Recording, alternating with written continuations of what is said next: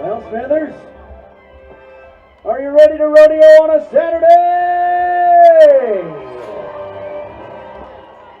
Oh, I love when you bring the noise. Let's bring the flags and fly around. Here we go now. Carrying our beautiful Canadian flag, it is Riley Byer. Taylor Eller carrying our USA flag. And with Polaris, it is Reba Shropshire.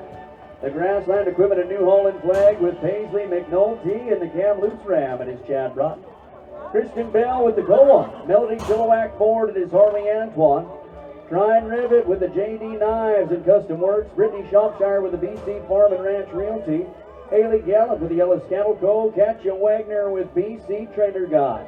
Taya O'Mara with Intercept Canine Detection. And it is Tom Davidson with the Team Equipment flag.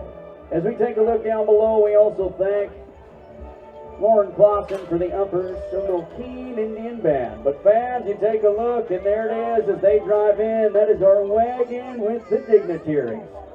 At this time, we say hello to our president of the Smithers Rodeo Club, along with her granddaughters, Kayla and Mila. It is Jill Story. And joining alongside her, it is Vice President Mr. Derek DeHoo. And as they come settling around, we welcome as well the president of the BV Fair, Mr. Ian Lawson. Taylor Backrack with the NDP Member of Parliament for Skeena Bulkley Valley. As well, it is Leroy Dickens with the Mayor of the Village of Telqua. Stoney Stolenberg as well joining in.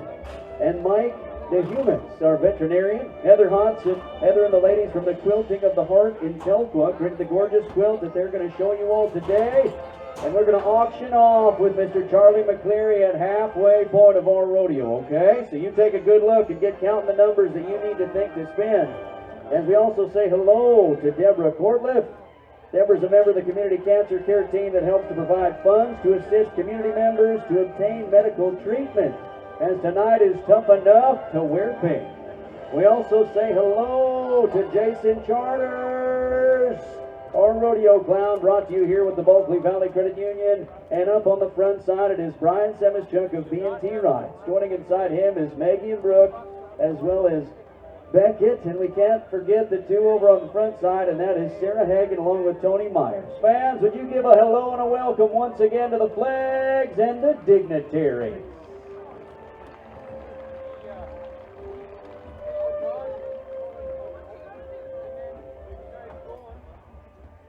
Well, fans, at this time, it is my honor and pleasure to be able to lead you in prayer. Our Heavenly Father, we pause at this time, mindful of the many blessings you bestowed upon us. We ask, Lord, to be with us in the arena of life. We as cowboys do not ask for special favors. We don't ask to draw around the shoot-fighting horse, the steer that won't lay, or to never break a barrier. We don't even ask for all daylight runs. We do ask, Lord, you will help us live our lives here on earth as cowboys in such a manner that when we make this last inevitable ride to the country up there where the grass grows lush, green, stirrup high, and the water runs cool, clear, and deep, you'll take us by the hand and say, welcome to heaven, cowboy. Your entry fees are paid. Well, fans, at this point in time, it is my pleasure to bring you one of the most talented young ladies on this planet. There is no fooling. I ask you all, please rise if able, remove any cover that you may have, as we are going to be led with our U.S. Friends of the South and their national anthem, and then she'll carry us through with our great Canadian national anthem. Fans, this is Emma Wheaton.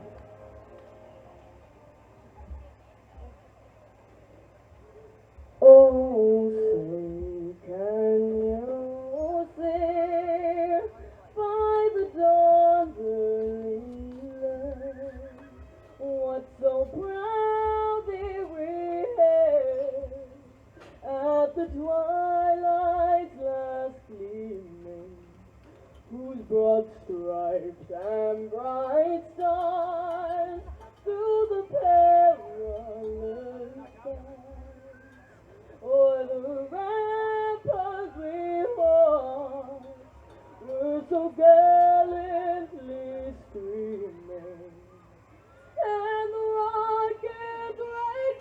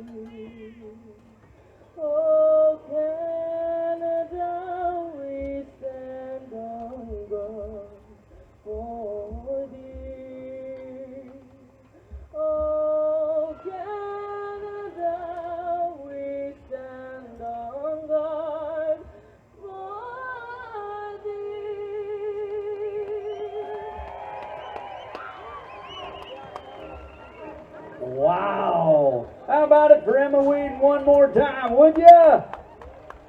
What a talented young lady. We are so blessed to have her. If you want to come and check that out, you come back tomorrow on our Sunday. We're going to get all let out the same way. Well, fans, it is time to move some people on out of here because rodeo time is now. We move on the flags and we move on the great people on the wagon. And as they pass on by, let them know you're there.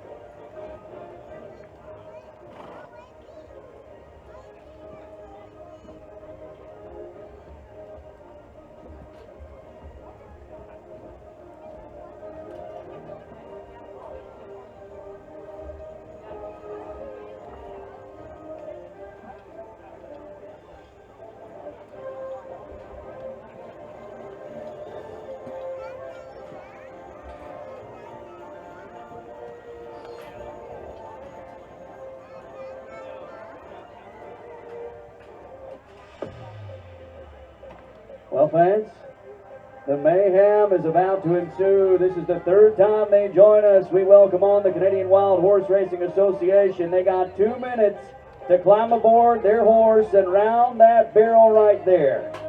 Fans, we're going to count them down, and you start us right from 3, okay? On the count of 3, we're going to let that horn fly. 3.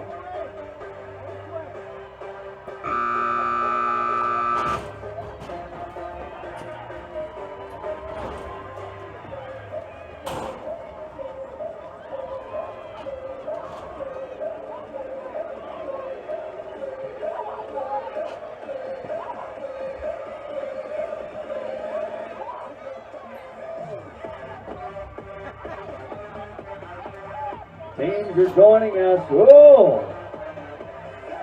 Welcome to Smithers with a paint horse. Alpha Hollow and the team in black is trying to get that saddle tightened on up. Joining in as well is the purple team, Colton Brown from right here in Smithers, so you might want to get a little more purple love going. Looks like the black team's aboard, same with yellow. Yellow joining us, that is the team of John Verbeek all the way from Hannah, but Team Black.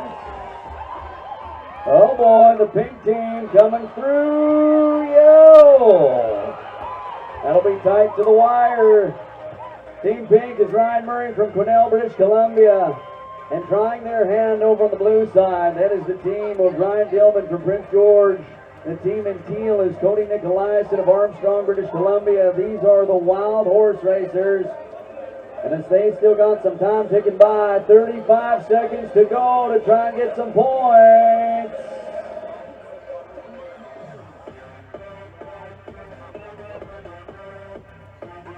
All right, let's get behind this team right here in front of us. Come on!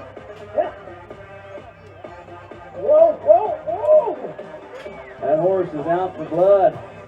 10 seconds remain. 10 seconds to try and get it done. Saddle him, boys! Saddle him right there! Saddle him! There you go.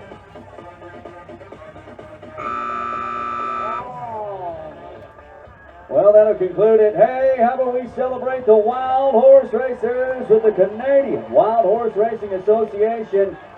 Oh, it'd be all about Team Black today, though. Team Black would be the team to watch out for. And an outstanding effort and a solid job. We'll wait till we see how those numbers come together and roll on out, as we will be seeing some changes potentially happen down the way. And with that, we're going to move our way in to the bareback riding. With that, Wild Horse Racing comes to us.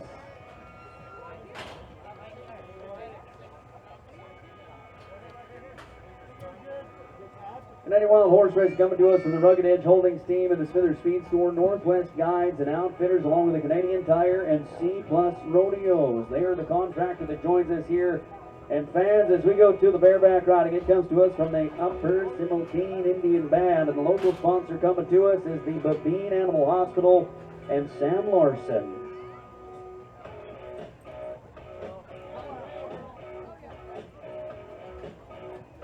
as we take a look at the first matchup, it is going to be Jared Marshall, the long-time member of the association and a many-time qualifier and champion. And as he comes to us, it is the number one position as the lone bareback rider tonight. We take a look at Kissin' Kate. Now, Kissin' Kate, the bay mare, has qualified to the Canadian Finals Rodeo on many occasions as well, has been named to the finals of the BCRA. They've won a pile of money on Kissin' Kate. The outlaw she is going to join us on the buck and shoot of Colin Brunch's accounting. And fans, as we look at the Eagle Visions screen, it is going to show you that Jared Marshall's pretty well set to rock and roll. What you got to do is get your hammer rolling the second we unload the steel. So when we unload and go, we got to make some noise.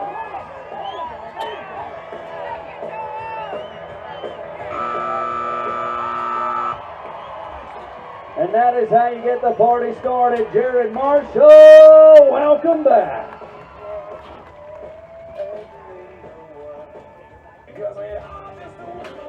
As we take a look back, you see Jared Marshall has gone a perfect 2 days in a row. If you joined us yesterday, he's got the feet rolling, and Kissin' Kate has been doing what she's been doing for many, many years. And you see him reach out, and it only comes at the end of the ride where the distance will come off the rig, and as the numbers start to come together, how about it? 80 points for the Cowboys! Gotta start this rodeo right now. How's everybody doing tonight? Yeah?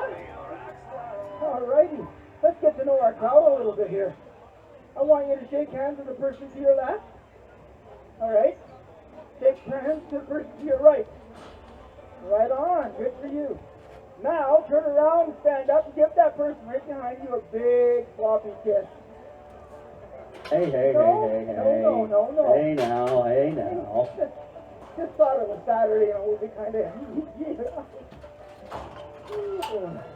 You know, we'll get to a kiss cam a little later on. I talked with the Eagle Vision video team, and they said that we can bring a kiss cam a little later. So we'll come to that in a little bit. We'll do some playing tonight. We'll have some fun. I knew you were going somewhere with that kissing part. Yeah. Oh man, I'm pretty excited because I'm looking forward to seeing if we can find some Saturday Night Love. Maybe we'll see. I think there's a bit out here tonight. I can feel it already. You can feel it in the air. Oh yeah. Hey, dear guard. Yeah. Ooh, good. Okay, on the count of 1, 2, 3, you just tip up your drink, okay? 1, 2, 3, up. No. Tip up your drink like this. 1, 2, 3. Good job. All right, I stop now. Don't need to drink at all.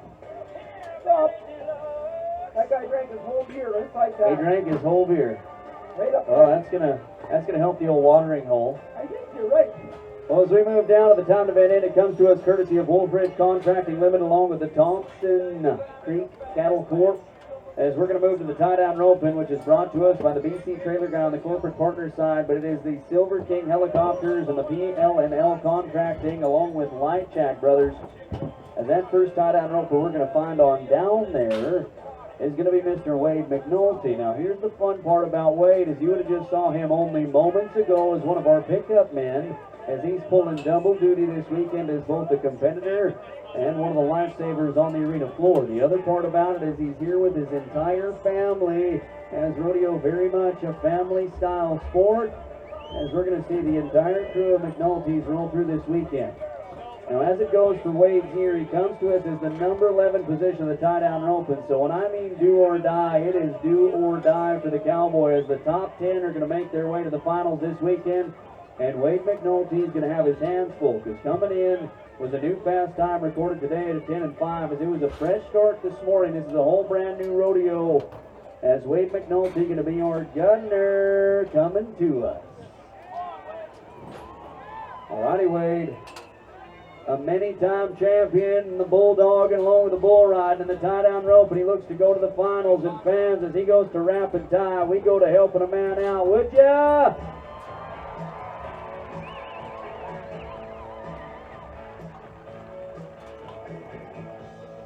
Now, as he climbs aboard his horse, he's going to start to put some slack in that line. Now, our official, Mr. Grayson Winters, is going to snort the 6-second timers. We're going to look back at the run. You see the Cowboy's going to chuck that loop out, but this is where his horse gets a little wide on him. Now, as you can tell, the man's seen a few miles on the body. As he starts to come down off that horse, he's going to work his way down, and this is where you go to the lift on the arena floor. Big lift, he goes, and then you get down to working. You need 3 legs tied up together. As he gave us a great display of tying it all up, you see it coming there.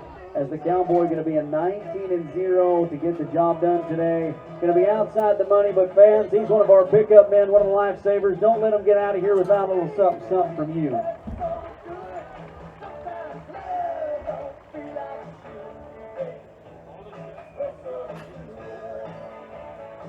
Hey, you were talking about top 10. Some of these Cowboys out here this weekend are right on the bubble. On the bubble, that's what I'm talking about. You come in the number 11 spot, this is do or die to try and get in. But here's the thing about being 11. You still got to make sure everybody above you doesn't win any money to keep you out of that money position, right? How do you do that? Well, that means you got to go fast. That means you got to be the fastest one here. But talking about fast, it'd be this Cowboy coming to us last night. And it would be Cody Broughton. That would be the 12-2, but he's going to have to be better than the 10-5. He comes into the weekend in the number 15 spot, and as a past champion of the Canadian College Rodeo Association, he knows all about the pressure cooker. That is the tie-down roping tonight here in Smithers. This night represents the final opportunity for every contestant to get some dollars in the regular season. As he goes to picking and grabbing, he's going to need to make it up on the ground. Here we go, Cody. Get it tied up. Yep, there it is.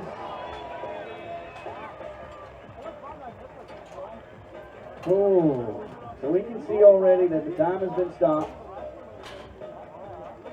And we see that the Cowboy is going to be a 19-0. So right now that's going to represent him close to about the 4th or 5th position unofficially as it goes tonight. So he's going to try and sweat out the numbers to see if that'll hang into place. So 12-9 we put up on the board. As you can see, Cody Broughton working through another one, but the struggle as it would go, you see that calf's going to slip away. Now our tie-down ropers, the position you want to get yourself in is what we call the block. So when you come down to it, what you want to do is make sure you keep that leg centered in front of the calf so they cannot evade you like we just had with Cody Broughton there. So this is where the importance of how the setup of the run comes down and how you turn that calf around. So that'll move us,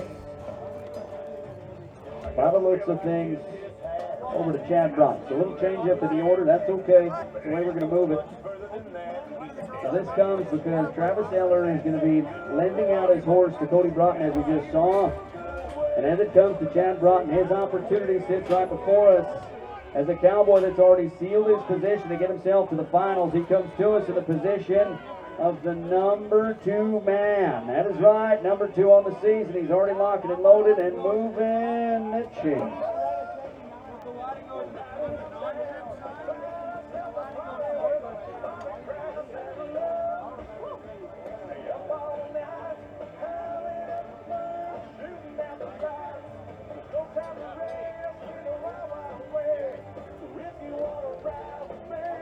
Now, the unfortunate part is that calf's going to get up. So our Eagle Vision video team is going to show us here. Now, when you go to the ground to get 3 legs tied up, you watch how the Cowboy ties in on it here. 1. Going to go for the second one to lock it in. But you see, this is where he pulls it around. He says, okay, well, that's about good. 1 more to secure it. But take a look at how loose that is. And it is sitting on a toe. So what happens is that calf is then going to move around a little bit, pressure up, and it's going to release that leg. It'll bring on the no time as he doesn't secure it in. That is the unfortunate part for the Cowboy. But his position to go to the finals, he's already got a seat at the table as the number 2 man coming in. So things are okay. He's just going to come out with no money today in a long trip to the north side.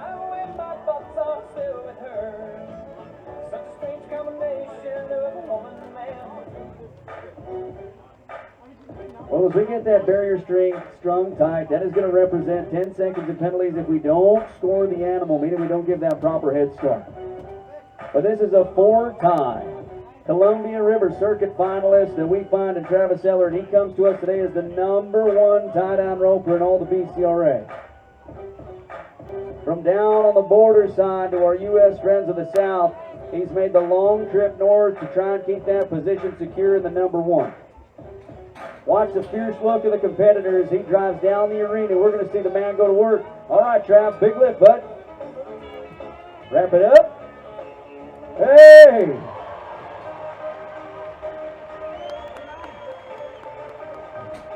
Fans, there is no fooling that cowboy's on a whole nother level when it comes to the way he handles business in and out of the arena. As we await the word to see if he does it, it is going to be a 9.3 to take the lead.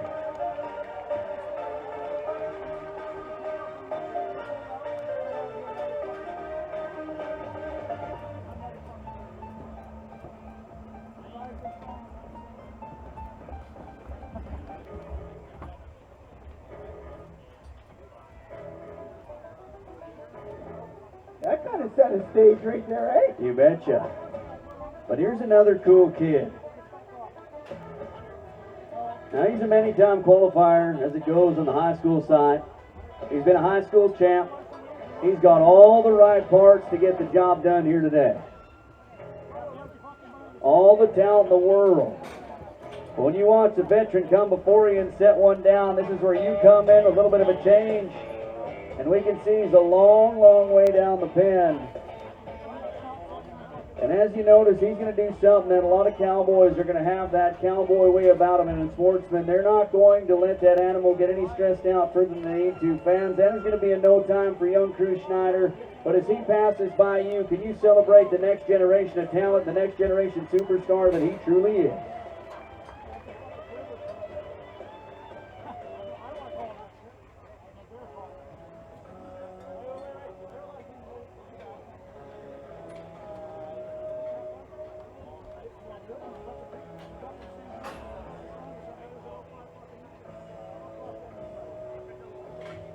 And we're going to stay down at the time event end for a moment.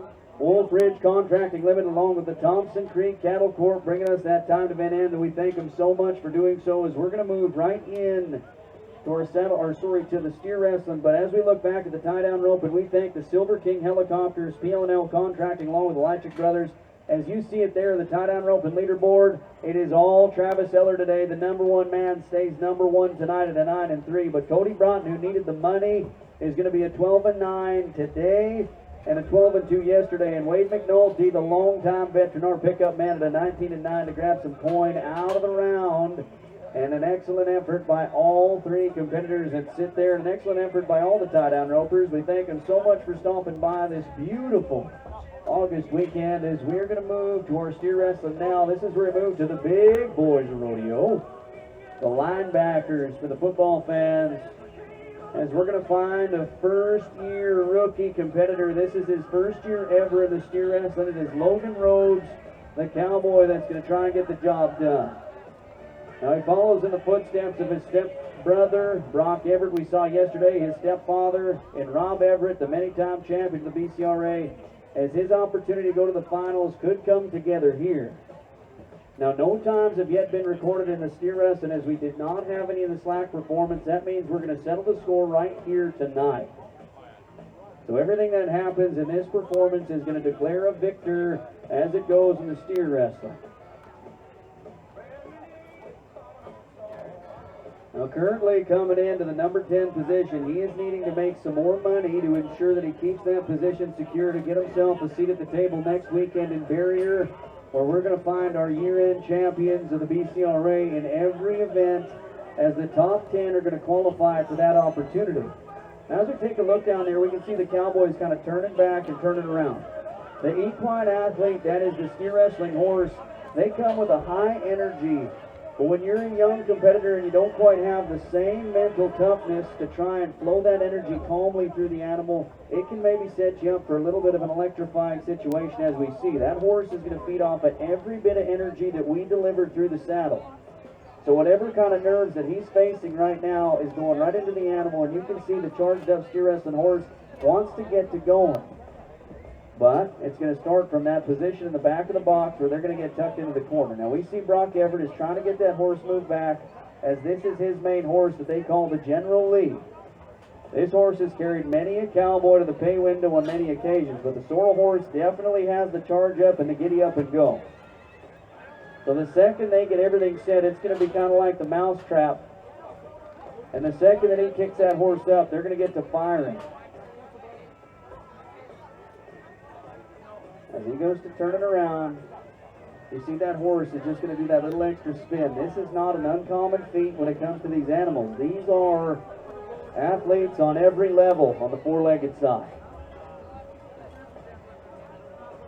And when you get a capacity crowd here in Smithers, just like this one here with you, it can make it a little bit different for the Cowboys. He's trying to keep things calm. You talk about sweating in the saddle. This is about what it comes down to. And as our gunner in our steer wrestling, we thank the Coast Mountain GM team along with the Two Rivers Holdings and the Western Financial for bringing it to us. And on the BC corporate side, we thank Stan Thompson Memorial Rodeo in memory of Terry Wright for bringing it to us.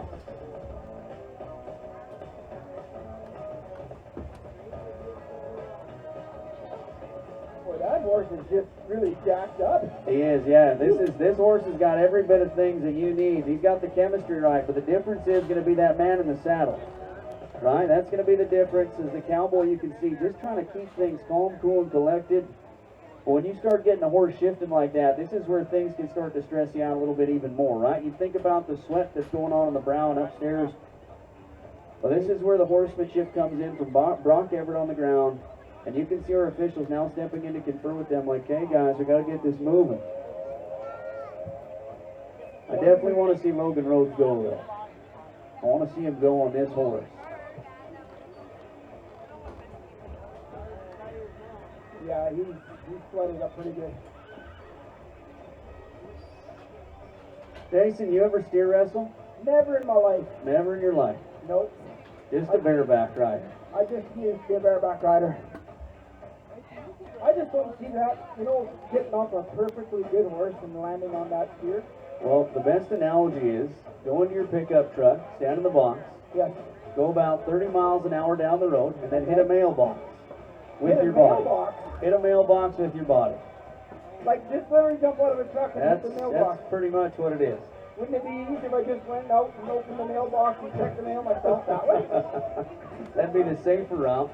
Yeah, That'd be you're the right. safer route. But the cool part about this, here's some of the scientifics for you. So we haven't even talked about the hazer yet. Now the hazer is going to be the one that comes in on the right-hand side. The hazer has the important job of aiding and guiding that steer to a perfect position for our steer wrestler to get down. Now the cool part about this is, did you realize that you also got to get that horse in time with the animal? Oh, man. And fans, they're not going to be in time tonight, but Logan comes to you as a fresh rookie this year. Would you let him know that you're all there for him, as that's going to be a tough goal for the kid? As the power athlete they call the General Lee says, hey man, when it's go time, partner. You know what? That's a good thing that he still got out on that steer, because that helped. Whatever was taking place with that horse. That wasn't too much. And sometimes these horses, very much like you and I, they're going to have really good days, they're going to have tougher days. Sometimes it's just how it comes to it.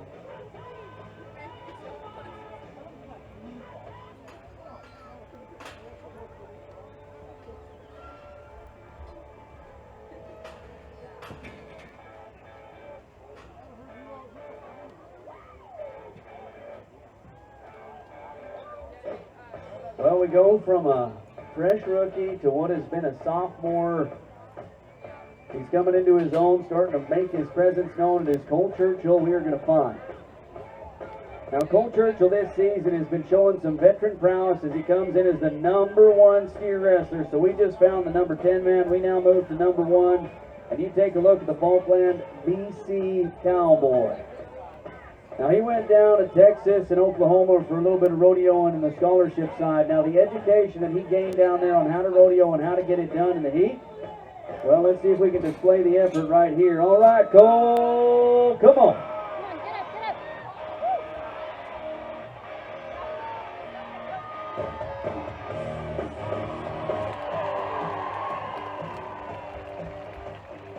Cowboy going to be an 11-1 as we take a look at the line. We're going to be okay, but fans, we just set the pace. Why don't you give Cole a little more?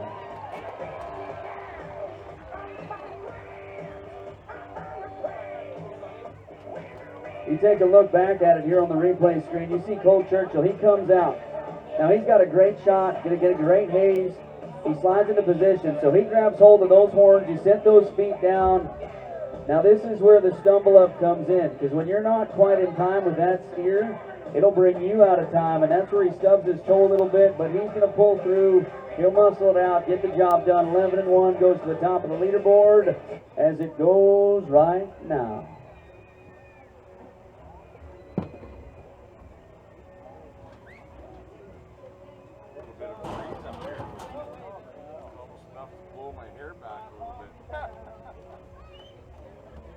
Now last year this cowboy finished 3rd place overall as it go in the season. It would lead him following the BCRA finals into his collegiate path with the Northern Lights College, where he'd find himself another qualification over the winter months to get qualified up for May Long Weekend at the Canadian College Finals for the 2nd time.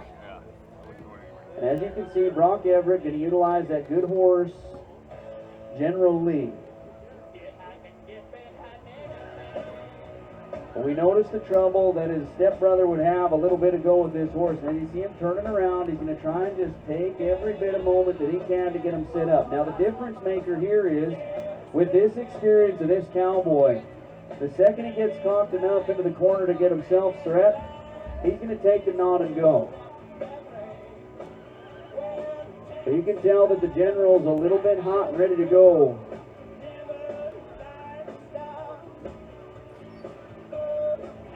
And when it comes to steer wrestling horses, when they kind of get to this situation, you're going to have to act as quick as you can, because the horses get to a point where they just want to get moving ahead every time. And this will lead back to the practice pen, the many hours and the years to build a quality steer wrestling horse. Well, it comes down to moments right here where it may only be a few short seconds you need, but the build-up to get to this point is crucial.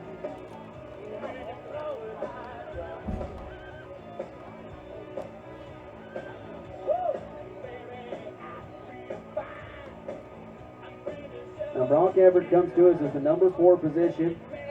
He does have himself a qualification already. But when it comes to the rodeo season, all of our competitors, they spend every dollar to get down the trail. So every dollar that they come back in on, that is going to be the profit. But when it comes to the margins of rodeo, you're pretty well break even if you can by year's end. So try to make every bit of the moment work as it goes in rodeo. Well, you got to take every opportunity you can. And when you know you got a shot at the money or a buckle like you do here in Smithers, you're not going to let that opportunity slip by. All right, Brock. Set the feet. Hold again. Grab it. Oh. Cowboys trying to go through it. You can get behind them, Smithers. Don't got to be shy. We reset again. Come on, kid. Turn that steer. All right, Brock.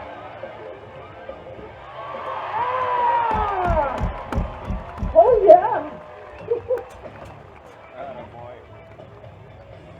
Oh, we take a look. We got some bad news going on already. What?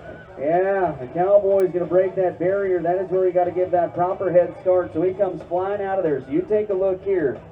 Now you see the proper head start's not going to happen as he gets way ahead. And we know the General Lee was already charging. So a +10 he grabs. But then you see Brock is going to have to reach a little bit. Look at that. And he goes back to his feet. And this is where you think, okay, we're all right. But as he goes to turn the animal over, you're going to notice he slips the nose. And that is where it kind of fell apart. And then we saw the recovery. And fans, Brock Everett may have taken a bit of time to get it done. He's going to go to a 38-0. Why don't you celebrate him all the same as he hit the leaderboard? I think we should have given him a score. What do you guys think? Hey, I say 85 points.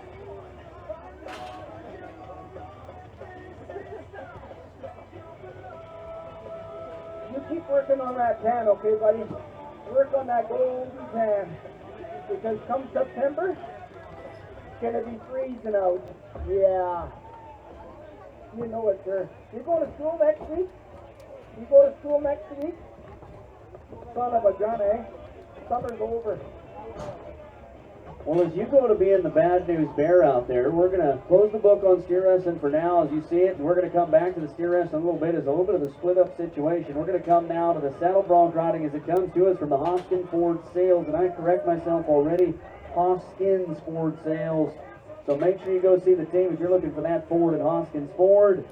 And as it goes to saddle bronc riding, we're going to move to a veteran first, as we're going to go to the cowboy who comes to us as number 3 this season. But I remember just last year would be the number 1 man coming into Smithers as a 4-time season leader and a 3-time champion. Christoph Muig has been to the arena many, many times right here. The matchup is going to come by way of the C-Plus Rodeo, and it is Soul Sister. Now the little black mare is going to be an X and 4 measurement, meaning she takes a little bit of rein to work with. Ooh.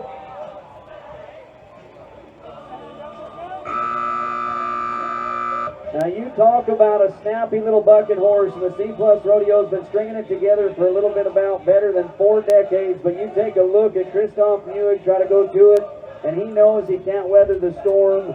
He's going to come down, and fans, here's the part that we haven't talked about much with Christoph. He is also facing an injury right now that has kind of sidelined him from the bareback riding, as he is facing what has been a little bit of a sore bum. That's right, his tailbone is actually fractured right now. There's no fooling that he's in some deep pain, so that is going to be a no score for Christoph, but we wish him all the best for the rest of the season as he gets ready to rock and roll at the BCRA Finals next weekend.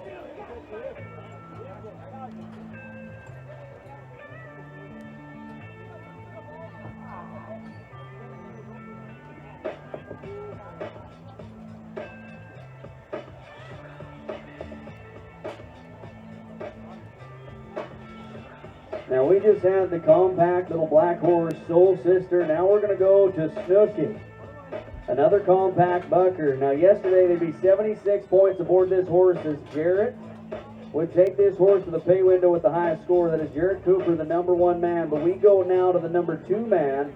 And as it sets up, it is going to be in the JR Overhead Doors bucket chute that we do so as we find Mr. Ryan Spur Reed of Savinaw, British Columbia. Now the Savinaw sensation would be the 2019 Rising Stars Saddle Bronc champion, and last year would take the win at the BCRA Finals. Now if you joined us last night, you would know that information from me, but here's another fun fact for you on Ryan Spur Reed. It is not his first time to the dance this year that he is going to maybe grab some cash out of Smithers. He's grabbed some coin here before, and the unfortunate part of last night was the mark out that he would not have. Those heels must be aboard the front point of that horse's shoulders the entire first jump. Yesterday, the matchup would come to him in a re-ride as he'd match up with Strawberry, and they would have been a pile of points, potentially exceed that 76. Gotta be textbook tonight. Come on, Ryan, weather it, buddy, Smithers. We are saddle bronc riding.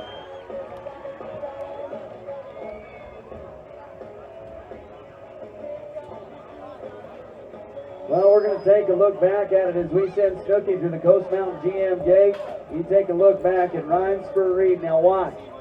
Feet are going to be set a little better this time, but as he gets to fire, and you see he's trying to get himself into position. When you get a horse that's a little bit out of time, the wilder they buck, the more points you could be, but the Cowboy's just trying to survive, and as he survives it, you see it's going to be for 66 points.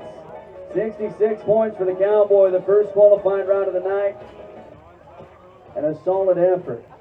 Now, because you guys are tried and true rodeo fans that have been with us for the last 24 hours on 2 performances now under your belt, you know 66 is not going to get you in the big time money. But when it comes to big money, this would be the big winner yesterday. The kid has been hot all season. Little over $8,000 won. Jarrett Cooper has pretty well got himself solidified a season leader title. And Jarrett Cooper, let's go. Great matchup.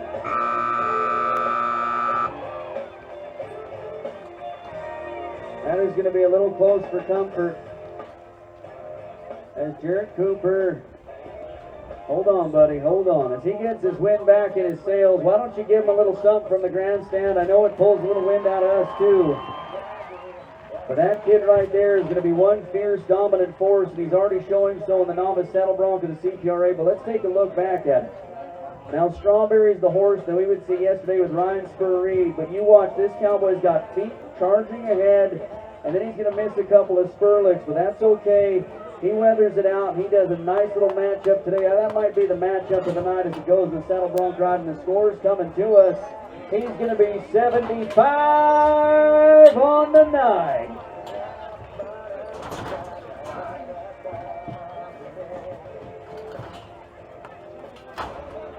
So as it goes, 75 points for the cowboy. That is going to put him in the #1 spot. Why don't you let him know you're there one more time as he takes care of business to get it all wrapped up. That is going to be 2 performances in a row. Jared Cooper goes a picture-perfect 2 for 2. Hey, buddy. Hey. I want you to say hi to some people from the Philippines. All the way from the Philippines. Yeah, look at this. What do you say, people? Sure. Anybody else from long ways from home? Anybody? Okay. Where's he from?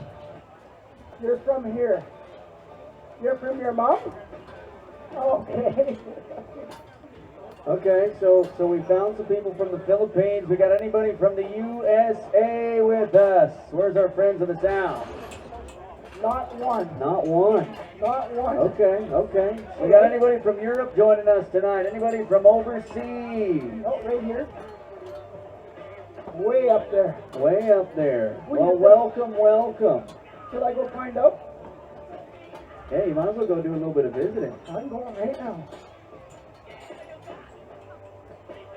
Well, you go to climbing over the fence. We're going to move back to the steer wrestling as we thank that Hoskins Ford sales for bringing us the saddle bronc riding. It is all about Jared Cooper at 75 with the Strawberry. But now we move back to the timed event end. It comes to us courtesy of Wolf Ridge Contracting Limited along with the Thompson Creek Cattle Corp. And we are going to move to the longtime veteran of our great sport of the steer wrestling and the BCRA. Andre Aspel is the cowboy that goes to rolling on in there. Now you can tell that is not a little bit of blonde hair. Those are some weathered streaks on the backside. He may be a gray-haired cowboy, but don't let the age fool you. The old dog still got some new tricks. As a many-time champion, a many-time qualifier, he goes to firing tonight to try and outdo the kids. Oh! But as he goes to idle things down on the sorrel horse, we're not going to let this moment pass by to celebrate the veteran and the true champion he is, as he's helped build many a cowboy over the many years of his career, and we thank him so much for the effort tonight. Unfortunately, it results in a no tie. All right, buddy. When is in the house? Hey, where are you? I'm right here. Hey. That's I'm going to good. get this guy to stand up. Okay. All the way from England. We're going to get the camera over on you if we can. Eagle Vision, do you see our crazy-looking clown over there? Yeah. He got a spot on him. And guess what he did? What did he do? He come all the way over here to find himself a girlfriend. Okay. And he married today. No. Stand up. No. Oh, 11 years ago. I'm sorry. Oh, 11 years ago.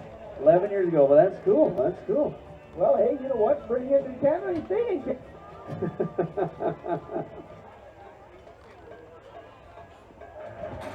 Here we go. White Reed got a hold. The big man means business. One tough customer. White Reed of Savinaw. Oh. A long-time football player, now turned steer wrestler, is going to find a 17-5. But we take a look as he laid the tracks a little quick.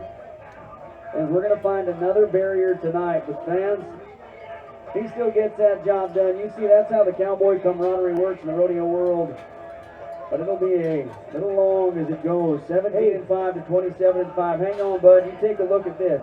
Big reach by the big man as he goes to set his feet. And this is where the Cowboys have been fighting it a little bit tonight. trying to get themselves into position. Now, the cattle have been great, but it just comes down to setting themselves up for that position. When you start to get out of touch, this is where you got a grit and bear, cowboy up, and the football player gets it done. As we see it there, 17-2, going to go to a 27-2 with the barrier, but an excellent effort by the Savinaw kid. That steer got a new name. Sorry? That steer just got a new name. What's his new name? A&W. And why are you picking on the bovine? Sometimes it's the cowboy. Yeah, but they're rubbery necks. I want some fast times here. Well, we're going to go to a kid who's an all-around talent, and it's Cruz Schneider coming back to us. Come on, Cruz. Come on, Cruz. Smithers, he needs you more than ever as he's in the fight for it. All right, Cruz. Yes.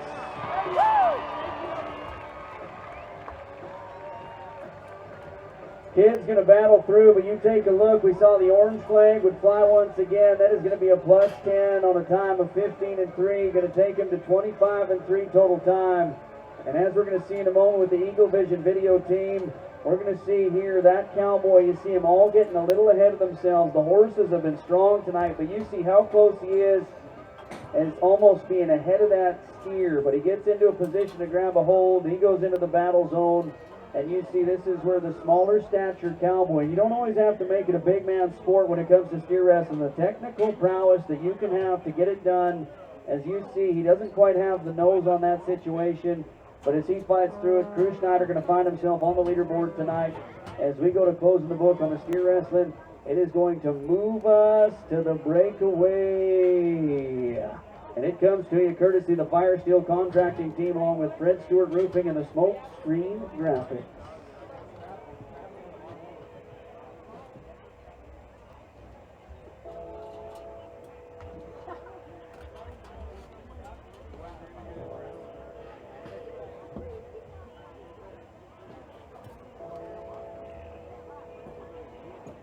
All right, here we go.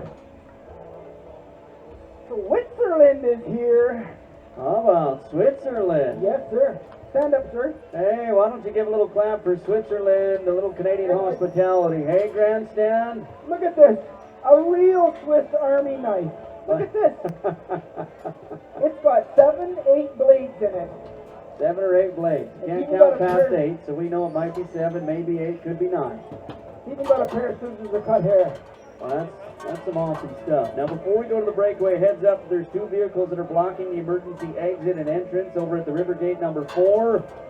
It is a white Jeep, and it is license plate number MX288J, and a black GMC Acadia PPZ 45B. Once again, white Jeep MX288J, along with the black GMC Acadia PPZ 45B. Well, fans, the breakaway rope, it's going to be Riley Byer to get us moving first. Vanderhoof, British Columbia, comes to you as the number 3 competitor. Now, the horse she utilizes goes by the name of Slim Shady.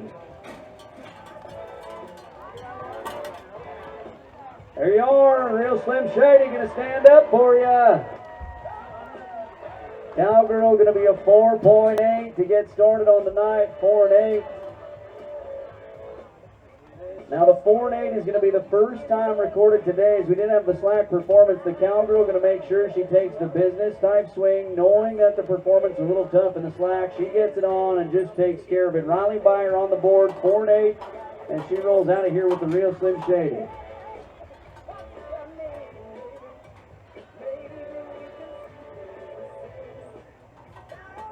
Oh, I feel a breeze.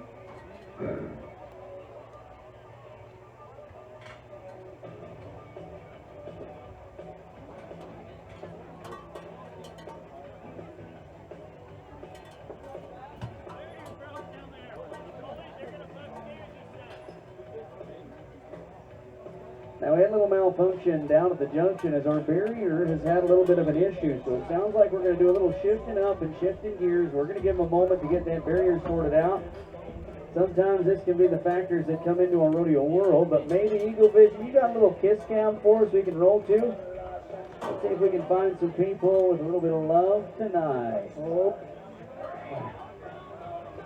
Sit out.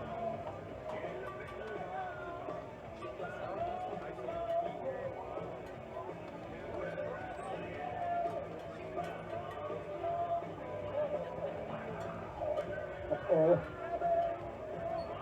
Oh, look at that. There's a kiss cam for you. Hey, look, you're on the camera. Maybe a little kiss for the crowd. Hey!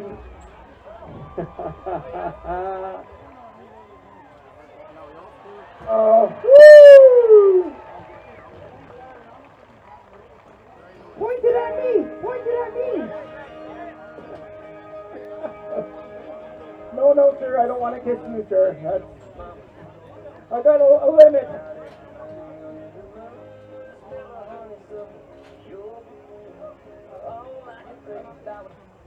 Oh, we appreciate you being a good sport about it. So we're going to come back to the breakaway rope, and as it comes to us from the Fire Steel Contracting, Fred Stewart Roofing, and Smokescreen Graphics, that 4 and 8's going to get rested for now. As we're going to shift over to our junior steer riding. So these are the future superstars of tomorrow. This is the grassroots effort. Oh, look, a little more kiss cam. Yeah. Not, if you don't look at it, it's not there. Come on, if you don't on. look at it, oh look, come on, come on. Oh, what was that? Oh. Shut Maybe it they're down. brother and sister. Yeah, that's true. Oh, Oh, look at that. That's what I was thinking, you know. Dom. You know, they got a lot of great stuff over there. What were you thinking there, buddy? I think they were brother and sister. Well, hey. What happens at the rodeo, I guess, stays at the rodeo. I don't know. You just did it in front of 3,000 people, so maybe not.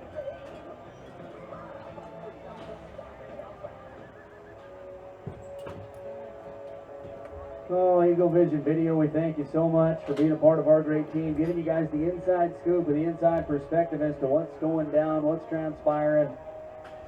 And as we take a look, it is going to be in that Panago Pizza Buck and Shoot, as we're going to find our first junior steer rider of our performance. But let's take a look back at this morning. It would be the Mickelsons with the big scores coming in, as Claire Mickelson sits in the top position with a 70-point ride. But we go to Tanner Loring of Risky Creek, British Columbia. Now, I had to get something straightened out, as his mama would tell me this was the junior high Canadian champion as it goes for the bull riding. And fans, when you get a champion like this before you, it is going to elevate the rest of the field around him, as the iron has sharpened iron. Now, as he would chase the high school bout, it would take him to a 7th place position coming into the BCRA. And you know what? He's one of the nicest kids you'd ever meet. Here we go, Tanner. Here we go, Tanner. Fans. This kid is an electric factory, and we can't let him get out of here without some celebrating. Why don't you give the kid a little more?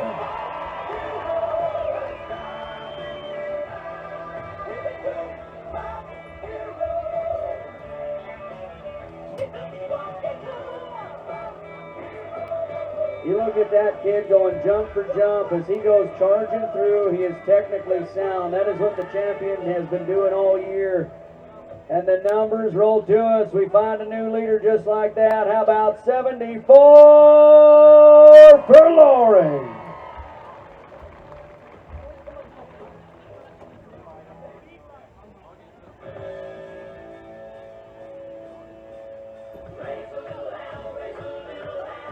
Sure, we could do that. A little bit, eh?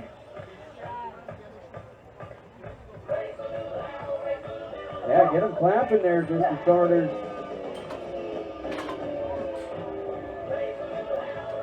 BV Home Center Buck and Shoot. We're getting the final wrap tied in. As you take a look, the kid we're looking at is Reed Rife with Williams Lake.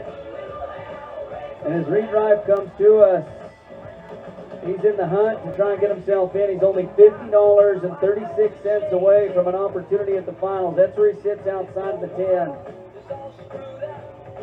Gonna have to make a big move here. As he goes to looking at the angle of what he needs to be, he saw the 74 laying down, but this is where we come into play to try and assist him. Whatever you deliver is going to be the added energy and effort that this cowboy is going to need to accelerate his game way above a 74-point score. But as you can see, that steer's pinching him down a little bit, so let's take the serious position. You can see the pain that he is in trying to move ahead. As he gets the coaching to work through it, he says, let's go, let's get out of here. Come on, I want to ride one.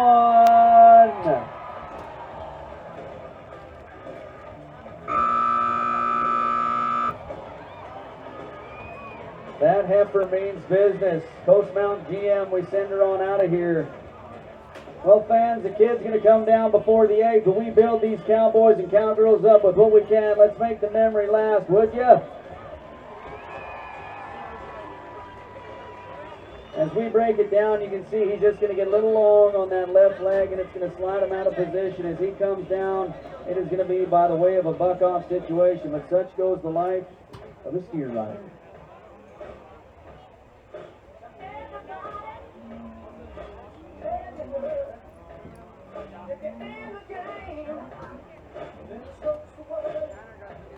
This kid is due.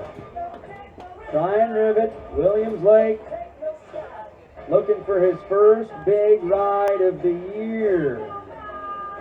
Could it be Smithers? Let's try. Come on, Tryon.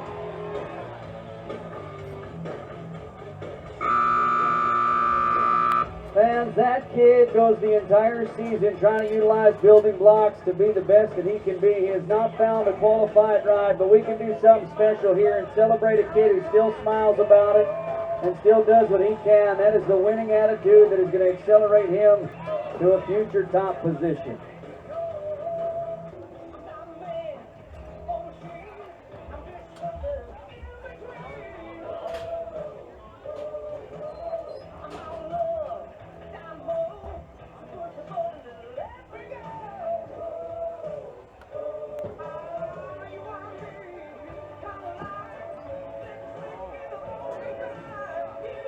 BB Insurance Buck and Shoot. Going to move us to Barrier, British Columbia. Another kid in the hunt for his first ride of the year. As it goes in the BCRA, it is Callan Ross.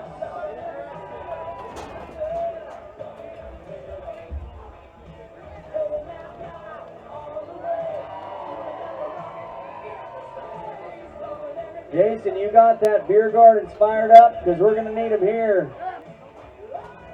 All right, Callan Ross. And I correct myself, this kid strung one together yesterday. Oh, Mr. Ross. Why don't you dust them off and settle them down, would ya? And I correct myself, that kid strung up a big lift yesterday to get himself done and get himself in. Fans, Callan Ross has put together another 8-second trip. We see where we set him down as we try to accelerate higher than a 74. Did he do it? Did he do it? Oh, not today. The Cowboy going to be 63.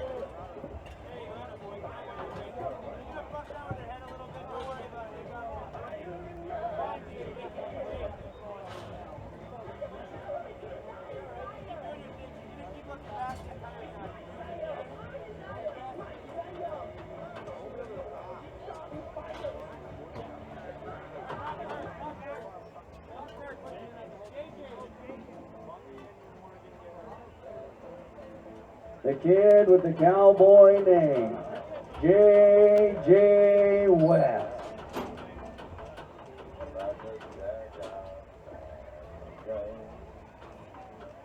The Colin Brunches Accounting Bucket Shoots where we're going to. Get a little check out of where we're at. So we take a look. Now the toughest spot to be in the entire ring is going to be right in the center of that steel. And as you can see what's happening, this is where the Cowboy is going to start to work through a few things. So the Anaheim Lake Cowboy has got to get himself positioned with that rope. Now what he's doing is he's warming up his hand. There's going to be a pine tar type substance that they call rosin. When warmed up is going to give you a sticky feel to give you a little added grip inside the steel and inside that bull rope that he's going to need. Now as he gets that hand working, he's going to position it exactly where he wants. He's going to get as much pull on that rope as he can deliver to that animal. Because the second that they come out of there, it'll start to loosen up a little bit. Now as he gets that final pull, you're going to see he's going to go right over the center of that back. Now every competitor is going to be like a fingerprint on how they position that bull rope. So as he gets that final spot settled, he's going to grab and he's going to pull that wrap on his hand. The other added feature is they've got some steel on their heels. These are the spurs. Now they're not to be invasive to the animal, but just to give you a reposition to ensure you can hold yourself. And it comes from a balance of the center of the core, where the core strength is going to lead every competitor that climbs aboard any type of bucker to victory every time if they've got the strength to do so. All right, JJ, we're with you. Colin Brunch is accounting. It starts. We open. We go.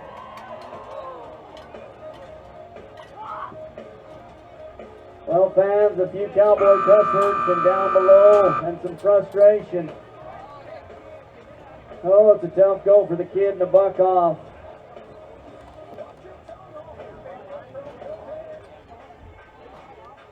We take a look back, and J.J. West would not. He'd go, but you see, sometimes the strategy gets him a little overcorrected, and as you notice, he's a little overturned that first couple of jumps out. So sometimes the strategy pays off, and in other effects, well, it can break you.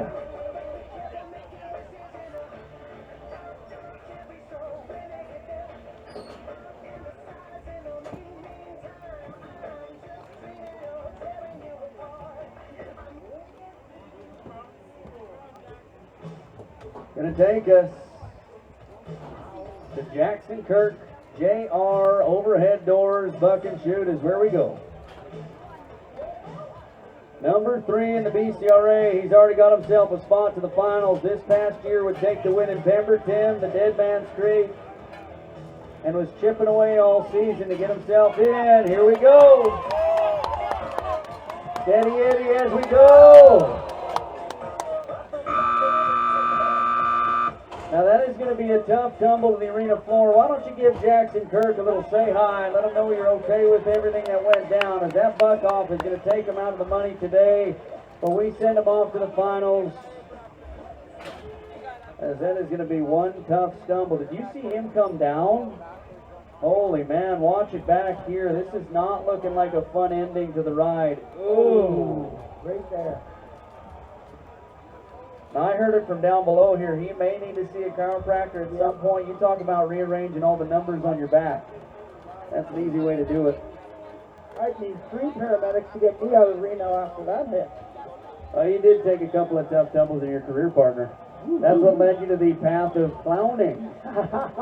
What, head injury? A couple of knocks in the noggin and a few coloring books later, and here we are. Oh, coloring books. And I'm not making light of head injuries or anything like that. I'm just saying that I think you were destined to be a clown your whole life. Hey, you know what? You were looking at that screen through that we were licking windows. Okay. You know, we call these windows. We don't lick the windows here, okay? All right, there's 301. Well, let's go to the next generation out of the Frizzy household. It is going to be Chloe Frizzy coming to us. The very talented figure skater, now turned steer rider, follows in the footsteps of her dad. Ladies! Oh. Fans, that is a cowgirl. That is cowgirl tough. Why don't you give the cowgirl some love on a Saturday?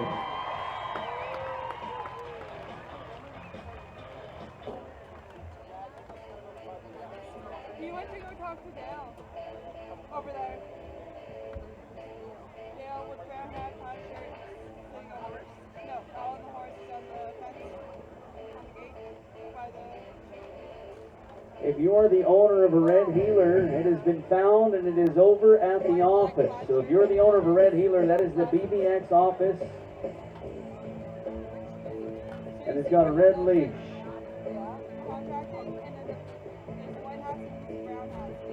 So that'll move us to Quesnel, British Columbia. Another kid fighting for his first big ride of the year. First year ever competing. And grabbed his second bull ever in Prince George. What that means is he's tried this year to get himself a big ride. So he looks to go here. And I've talked about the big opportunity that is the Smithers Rodeo. And as Cameron Mancour comes to you, he's looking for that big ride. And tonight, well, it could be it. We could write the history pages and grab ourselves a new champion on a rookie kind of a night. In order to do so, we're going to have to elevate our game to a whole nother height to try and elevate his. Joining us out of the BV Home Center bucket shoot is you see Cameron Mancour getting those final little pieces added to what he's going to need prior to the ride. Here we go. Building block situation. Tall kid. But Cameron Mancour, a little frustrated fans. He goes no rides this year, and like we've done so already tonight, can you please deliver him a little memory shaker to let him know Smithers was behind him the entire way?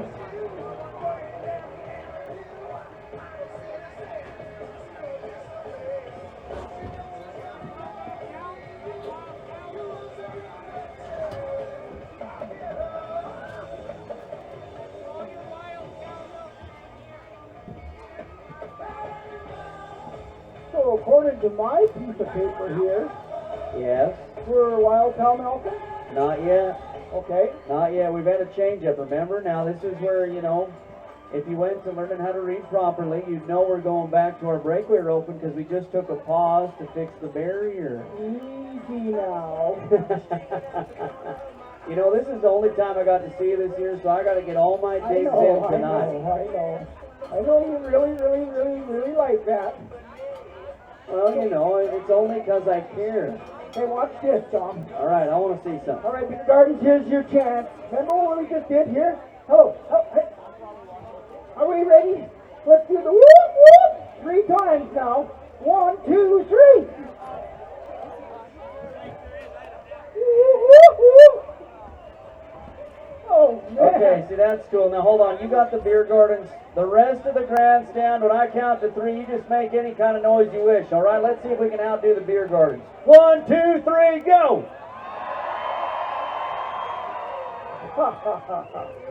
What has your beer garden got now? All right. On all you guys that are sober enough to go, yeah! 1, 2, 3.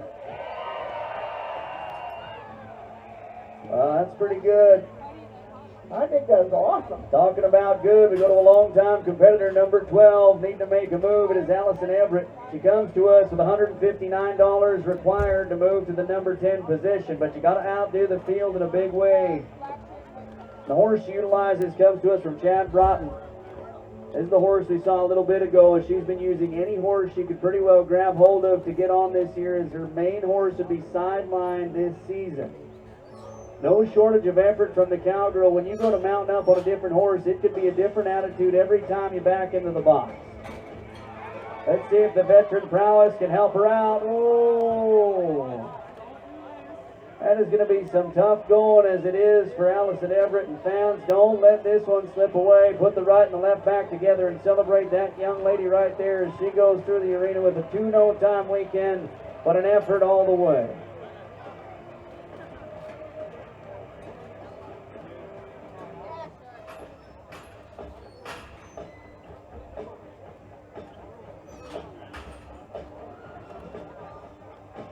Now, as we look back in our Fire Steel Contracting, Fred Stewart Roofing, Smokescreen Graphics, Breakaway Roping, it would be a 4-8 that would come by way of Riley Byer to get us started. And that is the lone time recorded as we are going to go to Kaya Andrusov, Pritchard, British Columbia. Now, she comes to us in a spoiler position. I'm going to use that a lot tonight for those contestants outside of the top 20 who do not have an inkling to get into the finals with any effort. They can play spoiler to those who need the cash, just like so. So, we thought we were going to unseat the lead, but that 4 and 5 is going to come with a little pressure, too heavy at the line. She would break the barrier, meaning 10 seconds going to get added on. Going to go 14 and 5 to number 2. As we take a look back, watch the cowgirl. As she takes the nod here, we're going to watch to see how she comes out. Now she's going to be a little ahead. That horse is actually going to be the effort where it charged up a little bit. That elevation would grab hold of that barrier. As they break the barrier, the proper head start is not given to the animal and the livestock. That results in the penalty. Number 2, she sits. But as I take a look at the field of competitors coming, I'm not sure it'll stay there.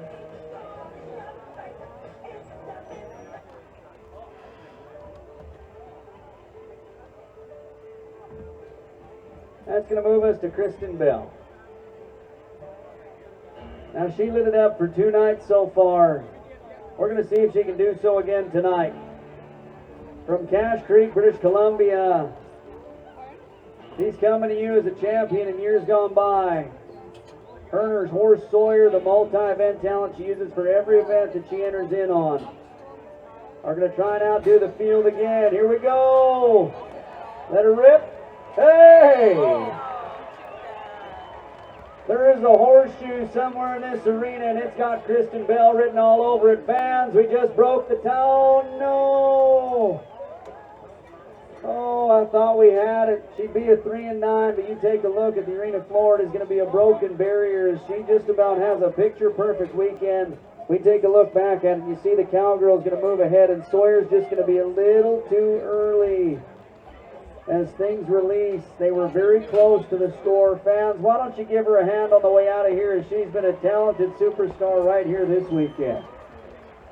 Yeah, he's younger than me. I don't think that's Well, we're going to go to Kispiox. Is there anybody tonight joining us from Kispiox? All right, Kispiox. You're going to lead the rest of the section around you, and you're going to make some noise when we get to moving as Brittany Shropshire comes to us. She sits outside of the top 20.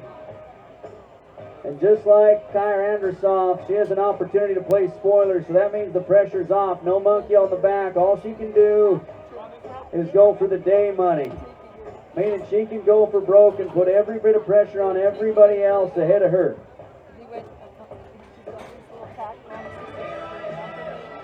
Moving in. Loses out. Oh.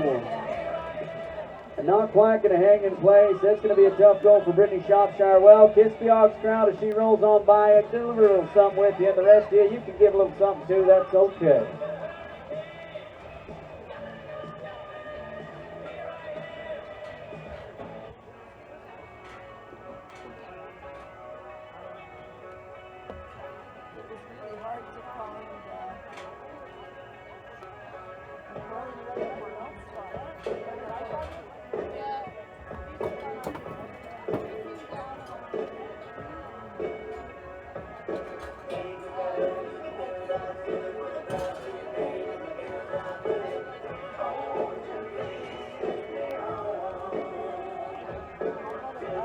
Well, that'll move us to Mackenzie Payton.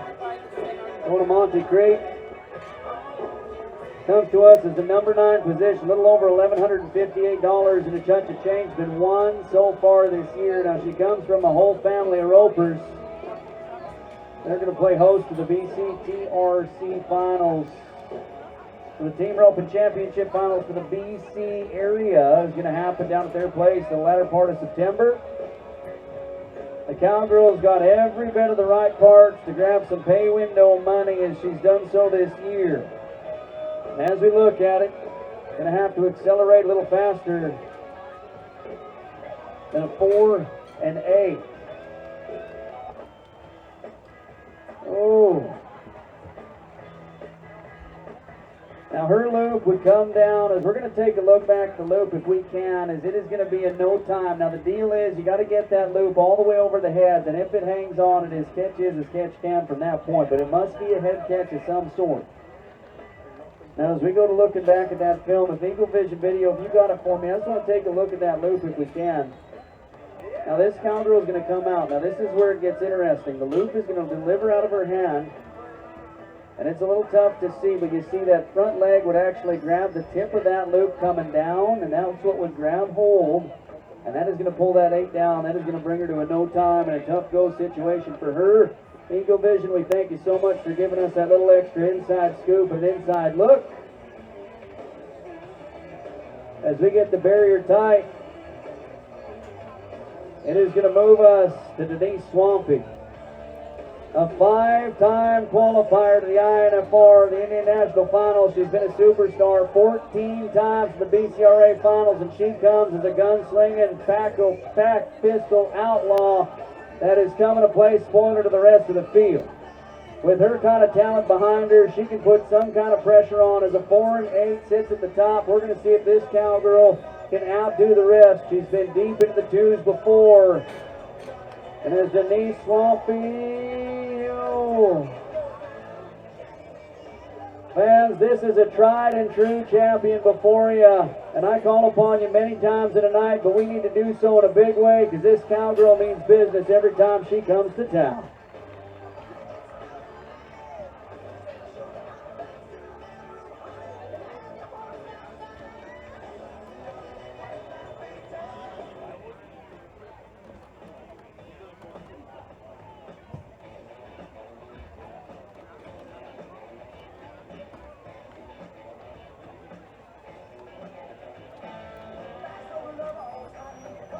Now, I have been informed that the final round of 50-50 tickets is about to go around. Looks like some pink tickets are up for grabs, so make sure you get in as that is going to dwindle on as the rest of the show comes to us.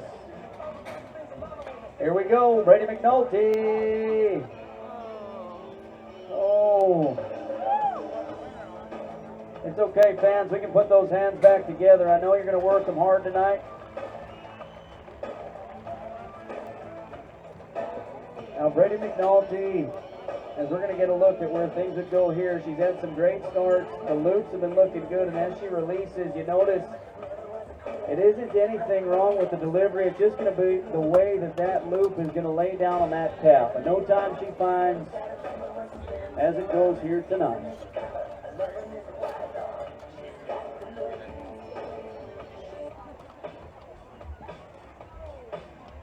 Now, we just went from 150 Mile House, and we go to a town that I think you're all familiar with. Is there anybody from Smithers here tonight? See, good guess. Good guess. Well, this cowgirl comes to you, and she is all yours. Tiana Hooker is in the house.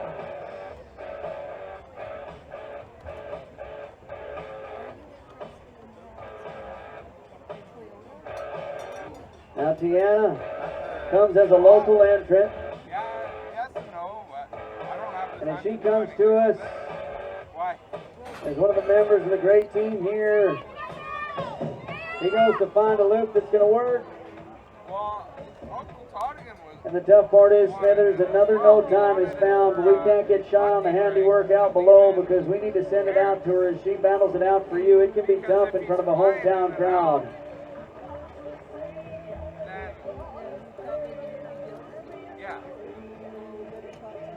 Yeah, I talked to him.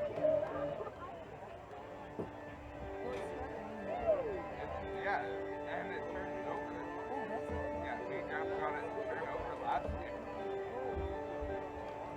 year. A super duo ropers, the husband-wife team that joins us this weekend from Headley, British Columbia. It is Taylor Eller who backs in the box with the final opportunity tonight and this weekend. The #1 cowgirl coming to you. One of the highest winning high school rodeo athletes of all time, Taylor Eller comes to you with an opportunity to solidify her position as a season leader.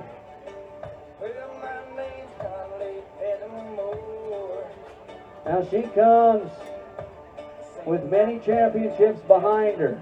But one thing she knows is you got to take it one calf at a time. Hey, here we are. You take a look at the line, we're going to be okay. And fans, we settle it down there. How about it for the champ in the house? 3.5.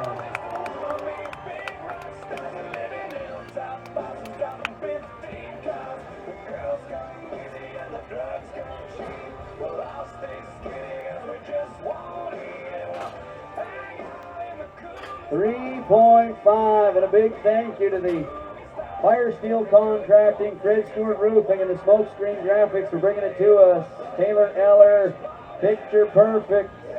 As she rides on by, and there she is, the unofficial champion of the breakaway rope. And Taylor, thanks for coming by.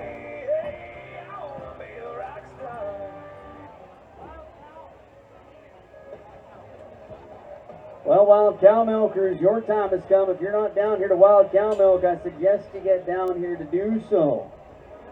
As the Wild Cow Milk in the wild western way of getting a hold of your milk.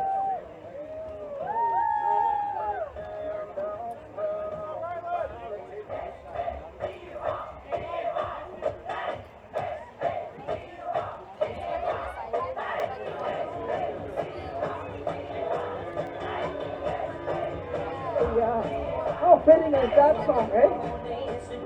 And you know what? It's a classic, buddy. It is a classic. Try that again. Start that over again. Try that again. Keep it slow. Keep it slow. Hey, hey. Come on.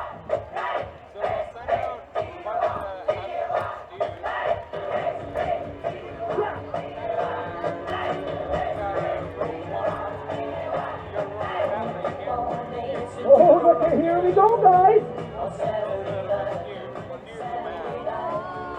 All right, deal is, once the horn sounds, it is go time. But fans, this is where you come in. You're going to count them down, all right? Hey, Jason, why don't you get them count down from 3? Okay. Ready? 3, 2, 1, go! And they're on. Come on, guys. Let's go. Move it, move it, move it. Oh.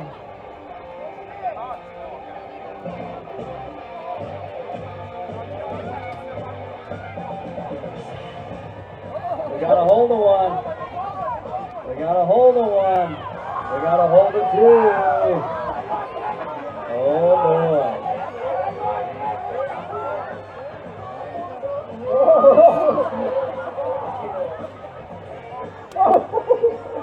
Oh, what? They're going to get me run over. We got nobody that's caught up. Nobody's milking yet. My buddy over here goes, hey, Jason, look, look. And I looked at him, I almost got run over.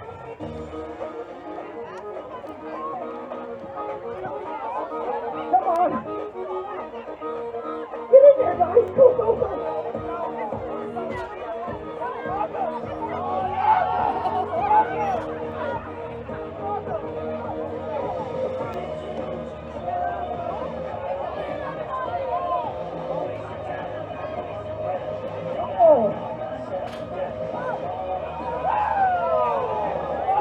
Take him.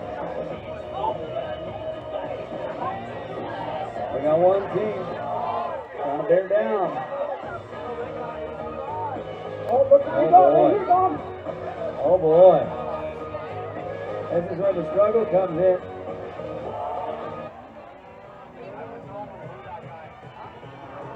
Ain't enough to pour. We got one team that could win. Here we go. Don't drink it yet. Right down here. Right down here. Go over there to Derek. There you are. Oh! He got lambasted. Well, looks like we found our winners down below, and it looks like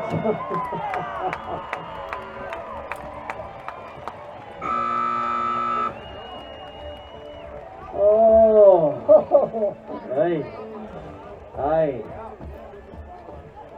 Well, that Wild Cow Milk, and it comes to us courtesy of the Stories Ranch Limited. Why don't you give it up one more time for the Wild Cow Milkers? That brings new meaning to still on aisle 3. No doubt. Hey? I was so locked into what was happening, I didn't hit the horn either, so, you know, I was locked into seeing who could do it. You know, I'm a past Wild Cow Milking champion from years past, so, you know, this is kind of my former event. Well, fans, we're going to turn the arena around. We're going to get ourselves set up for the barrel racing momentarily. Oh, right.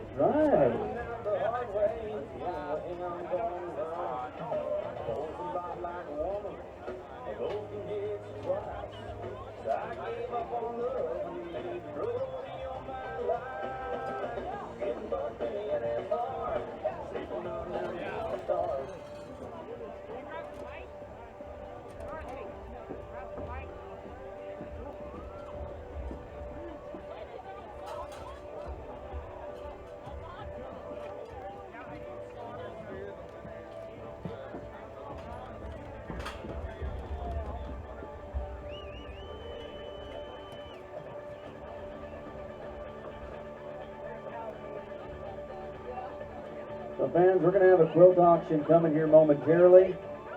We're going to get a microphone down to the arena floor to Mr. Charlie McCleary, both one of our great sponsors as well as one of our arena directors.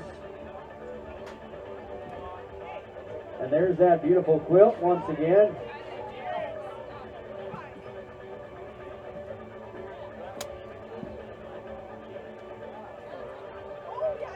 As we thank Heather and the ladies with the quilting from the heart in Delqua, creating this beautiful quilt. And I'm going to turn things down below to Mr. McCleary now.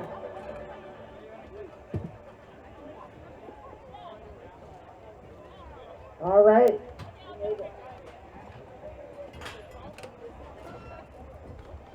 Okay, ladies, from Quilting from the Heart, and Heather is our leader. Heather is a cancer victim survivor, 15 years, so it comes from her heart. She did this beautiful quilt, guys, absolutely gorgeous. She donates a quilt every year at the Smithers Rodeo, and the funds go to the cancer clinic here,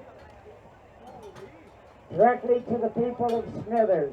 So all the proceeds coming from the quilt go directly to cancer research, and whatever there is to do here, the money goes to help do it. Okay, so she's corrected me. The money actually goes to help the local families who are dealing with cancer. So, again, now, like, guys, I got 3,000 people out here, okay? Now, the beer garden should be pretty active. So, we'll put one of you down there and one of you up there. And then we're going to move this whole row down that way, okay? Because the beer garden needs 2 people. Because they got so much money and so much liquor that they just want to spend it. Okay, so these are your bid men. So pick a bid man, and when you bid, get your arm up there. Just wave. You don't have to be worried about somebody knowing that you're bidding. Who cares? Just don't wink at them or nod your head. Get up there and wave your arms and yell, yeah, yeah, yeah. Okay? Bid takers, you do the same thing. When you get a bid, throw your arm up in the air and yell, yeah. Okay? So you guys all got it? Let's hear you do that. Yeah. Okay. All right. So on the quilt, we're going to start $2,000. $2,000. $2,000. 1,500, 1,000. Well, started at 500. 500 and go. $500 going, go to 500 now. 25 and 25 and bomb 25. 25 and 50. Now you're out, sir, with a cowboy hat. 550.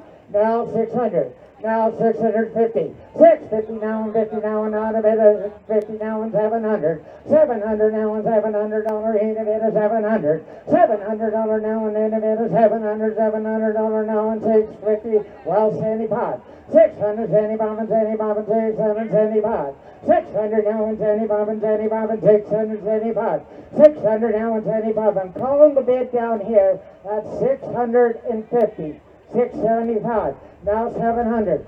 700. Now you're out there. 700. $700 now and then it is 700 now. What do you got? 800 now, 825. 800 now and 25 and 25 and 800 now and 25. I'm calling the beer garden at 800. 825. 825 and 25 and 825 and 825. 800 now and 25. Did I get a bid? Where do you got it? Hey, there you go. 825 and 50. 825 and 50 now and 50 now and 825 and 50. Hey, beer garden, you're out at 825 and 50. 825 down, 50 now, and 850. Now 75. 850 now and 75. 75 now 900. And 900 now and 25 and 95 and 900 now and 25. 900 now and 25. 900 now and 25. 900 now and 25 and 25 and 900 now and 25. 925. Are you all done? 925. Now 50. 950. 950. 950 now. 950. 950 now and 50 now and 950. 950. Now 75. Now $1,000. You're out. $1,000. I'm calling your wife at 975. I need $1,000 from you. $1,000. 1,000 now and 25. 1,000 now and 25 and 25. 1,000 now and 25. 1,000 25 and 25. 1,000 now and 25 and 25. 1,000 now and 25. 1,025. 1,000 now and 25 and 25. 1,000 now and 25. Now 50 Shay. 1,050. 1,050. 1,050. I got 1,025 over here. 1,000 now and 50. 1,000 now and 50. 50 down. Down we hit it at 1,050. 1,050. I got 1,025 over here. Shay, can you come in at 1,050? I'm gonna sell it. 1,050. 1050. Sold right over here at 1025. If you can get the name, please. Thank you very much, and I'm gonna get you the name right away.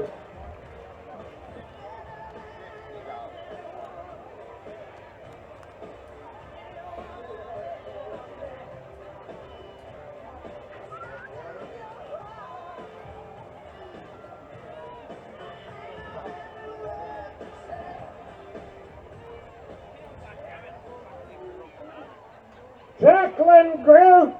Congratulations, Jacqueline Groot. Thank you very much for the support. A big applause for Jacqueline Groot. Paid 1,025 for the quilt. Thank you very much, everybody. Thank you for runner-up bidder over in Shay's corner. And good night. Enjoy the rest of the rodeo. Well, fans, can you please put a big hand together for the quilt team? Oh, they got some words.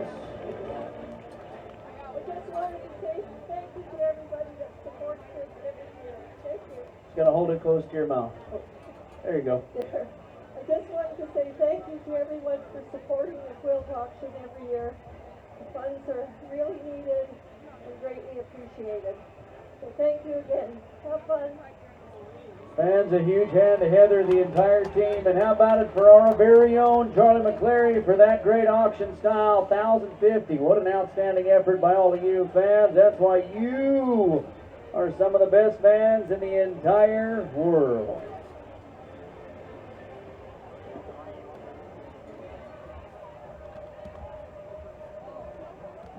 All right, we have a white Chevrolet that is parked over at the River Gate, needing to move. MX7186. That is MX7186, a white Chevy.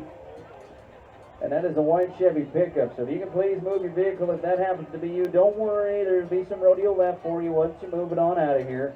As we're going to get the arena turned up and ready. As the Regal Vision video screen, we thank them so much for coming to us to see some of the great partners up there. And another great partner is the one in the arena floor. That is the Frontier Chrysler team. That brings us our barrel race in here today, along with our barrels to the arena floor.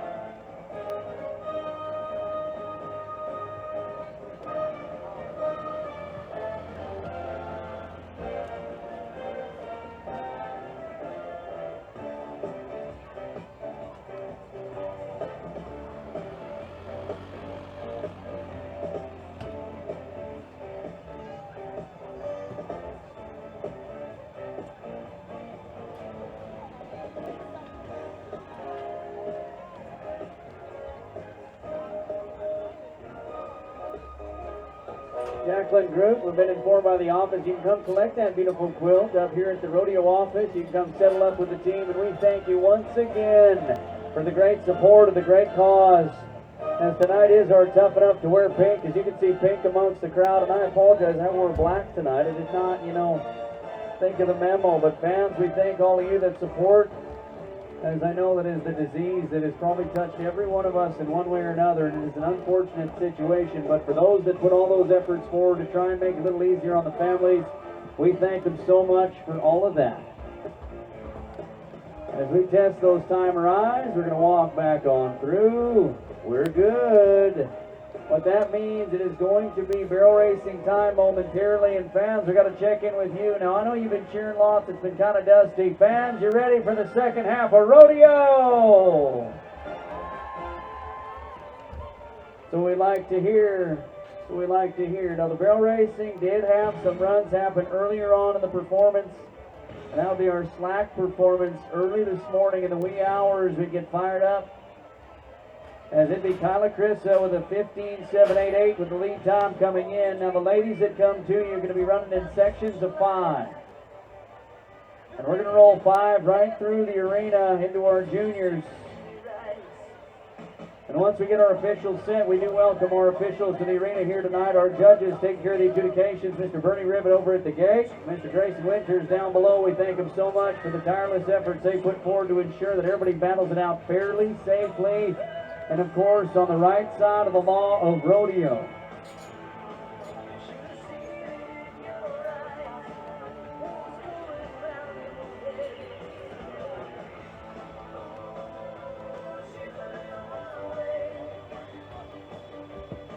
So that'll move us to Brittany Shropshire.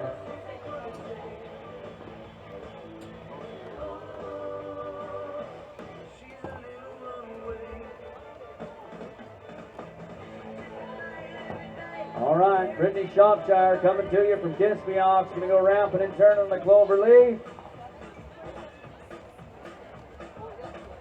Now Brittany and the gray horse are going to idle into the number 2 spot. Now you can turn left or right to start, but it'll depend on where you like the dominant side. As they look to that final left-hand turn, we go to charge in from the grandstand. Cowgirl going to stop the clock at a 19.098 tonight. That is a 19.098 on the run time.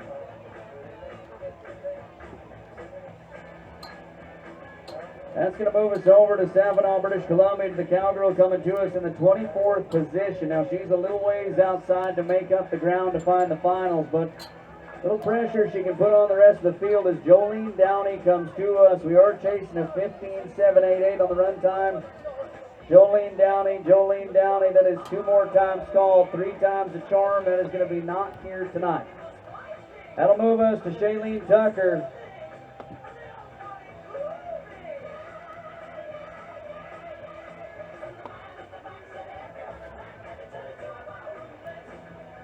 So that Cowgirl comes to us on Strider. She'd roll in with Strider last night. Shailene Tucker.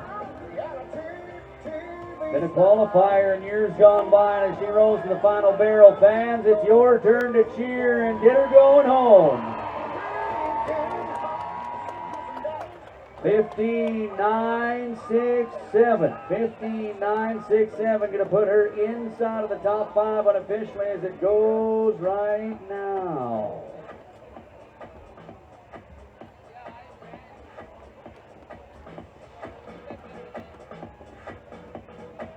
That'll move us to Savinaw once again. It is going to be Tasha Seitz. Now we find her mom, a Canadian Finals qualifier. But this Cowgirl's been a 3-time champion. She looks to do it again. Fans, she's the number 1 Cowgirl. Oh, baby. How about a 15.409 new leader?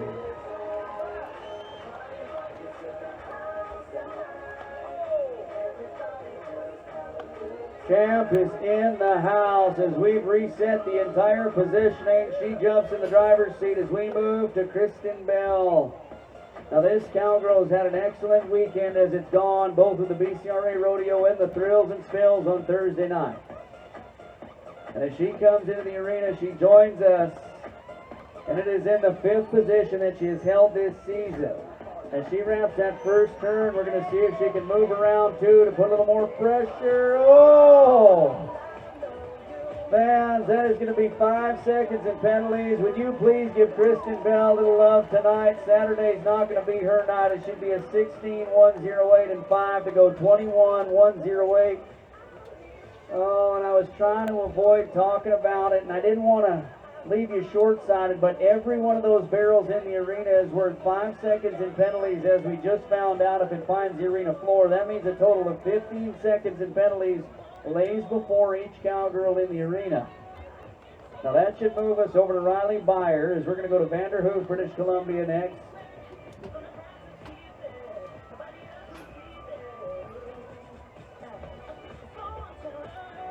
As Riley Byer starts to move towards, she is outside of the top 30. Now her horse goes by the name of Gooseman. We saw her on the Real Slim Shady a little earlier on. Now she's been BCRA Rodeo since a peewee, so she's gone through every level of the barrel racing competition. And as she comes to us, her mama, a talented barrel racer, her daddy, a talented roper, and as she rolls through with the buckskin, we got to celebrate and cheer to get her little money tonight. 16.120 for the cowgirl. That is a 16.120. And by the looks of things, I believe we're going to go to a little bit of dirt work in as we're going to do a final count. That is 5 times on the arena floor. We're going to go clean up the ground a little bit. So that means our team down below is going to go to raking. We reset. And we find ourselves in a change-up position, as Tasha Sykes going to change it all there, as she'd be a 15.409 to move the chains. That is a new lead time as we go to raking on by right now.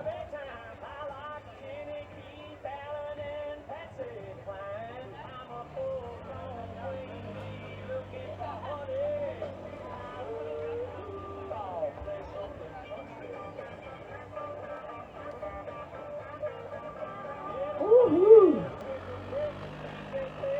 Man, hey Dom.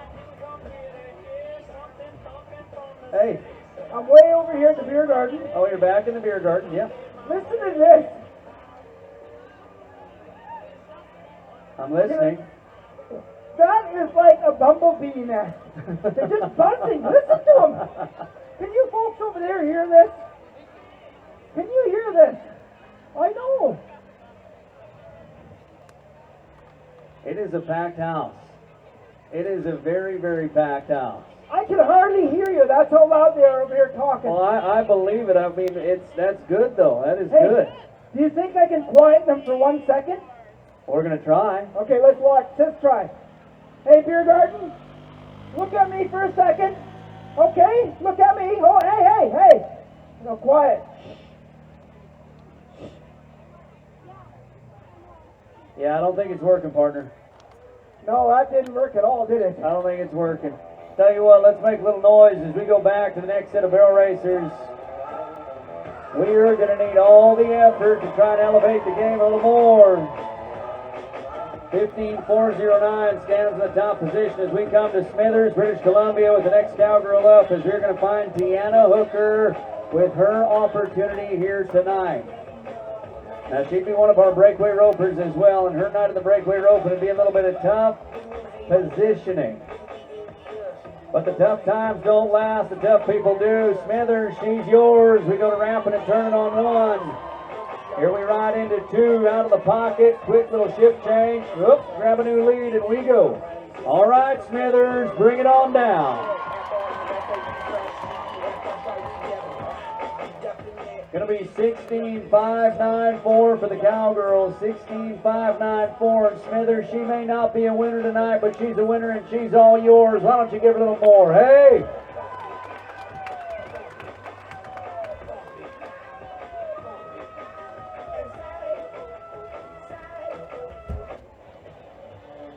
Let's go to the cowgirl that would dominate. Ooh, the breakaway rope. And Headley, British Columbia. Taylor Eller comes back to you as a multi-event talent, currently third in the BCRA. Why don't you drive her on home? Oh, 15.929. 15.929 as Taylor Eller going to jump into the top 5 unofficially as it goes right now.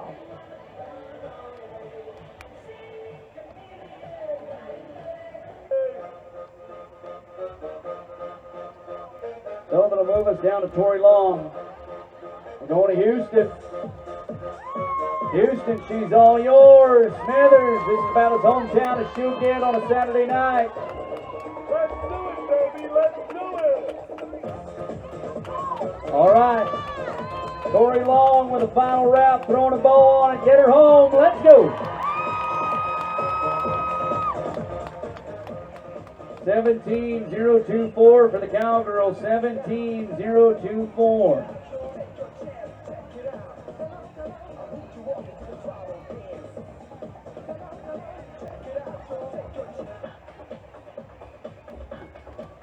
So that'll move us to 150 Mile House. We go to Brady McNulty. Now the Cowgirl would find a little bit of tough luck as it went in the breakaway open, but as she moves to the first turn on the left-hand side, the gray horse going to grab some gears. All right, Brady. Good turn on 2. Okay, fans, that's what it comes to. We wrap, we turn. She may be from 150 mile, but she's got the pedal to the metal to the line. 18.063 tonight. 18.063.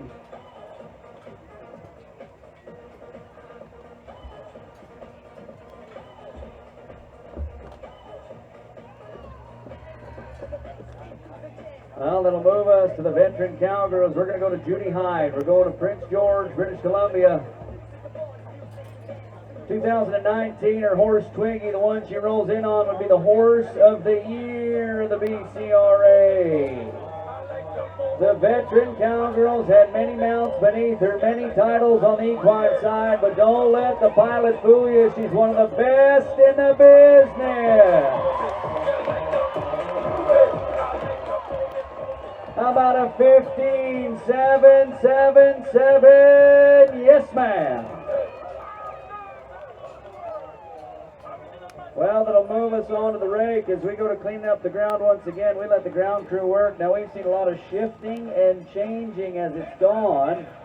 And coming in, we'd see it as a 15.788 in the lead position. What this means is that the 15.409 Natasha Seitz is currently at number 1, and we just saw Judy Hyde go 15.777 to move to number 2. That is how the tracks are being laid right now. So fans, the Frontier Chrysler Ladies Bell Racing ain't done yet.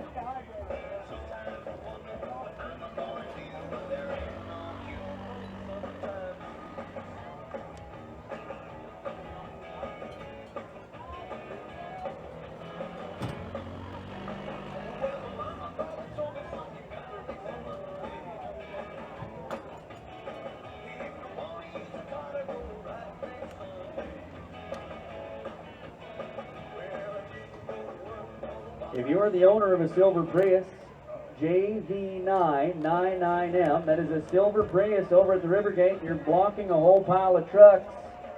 That is the owner of a silver Prius with JV999M. If you could please move your vehicle.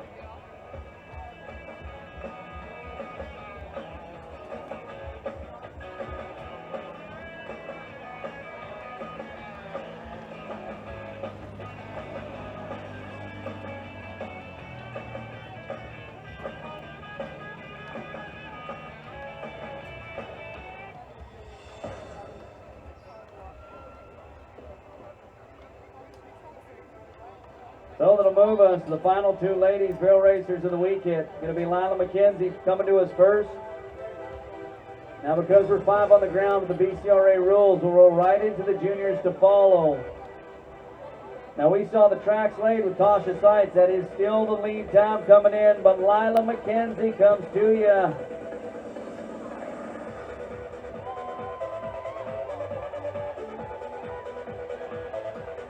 Number 7 of the BCRA, her and Chica moving. Look at that buckskin work, 15.968. We're getting faster as it goes for the average times tonight of 15.968 as we go 3,000 strong in the house. Let's see if we can change that tide once again as we move to the final ladies barrel racer of not only the night but the weekend as mentioned. Haley Gallant, who we're going to.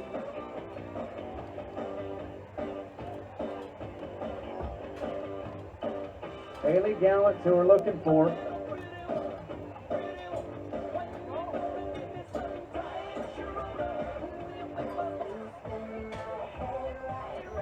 All right, here we go, Haley. Houston, British Columbia. Another local talent. All right, fans, this is the final lady of the weekend. You build it up, and we go wrapping and turning. We unleash, we unload, and we run. 21,082, 21,082. So unofficially, that means your barrel racing champion of the day is going to be Tasha Seitz at a 15,409. Nice work, cowgirl. So that's going to close the book on the Frontier Chrysler Ladies Barrel Racing, and that'll move us into our junior barrels as it comes to us from Mr. Charlie McCleary and the Remax Realty team.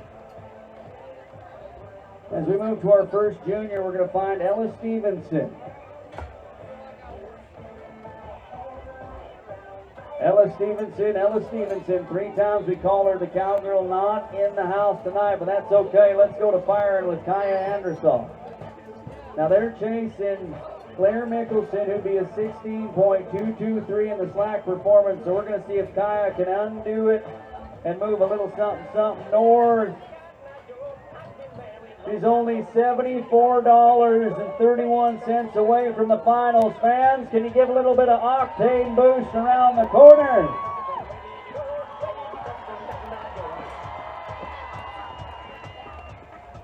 $16,718, $16,718 for the cowgirl.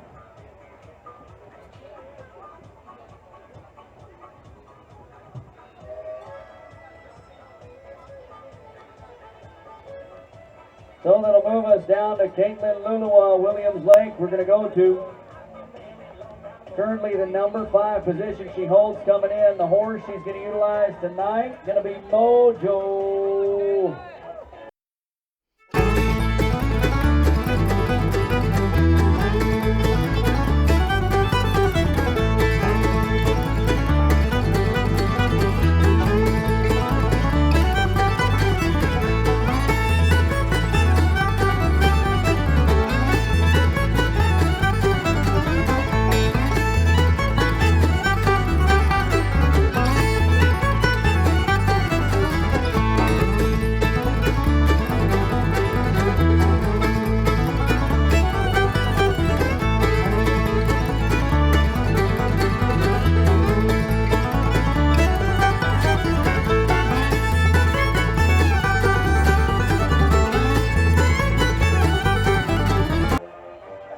Paisley.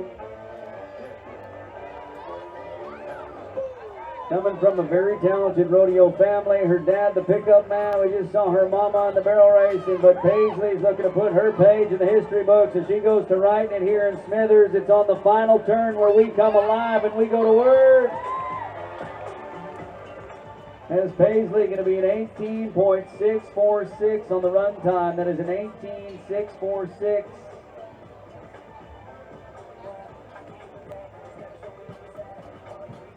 Well, we got to go to a little dirt work and we got to go cleaning up around the grounds as we're going to get ourselves reset for one barrel racer to go for the entire weekend.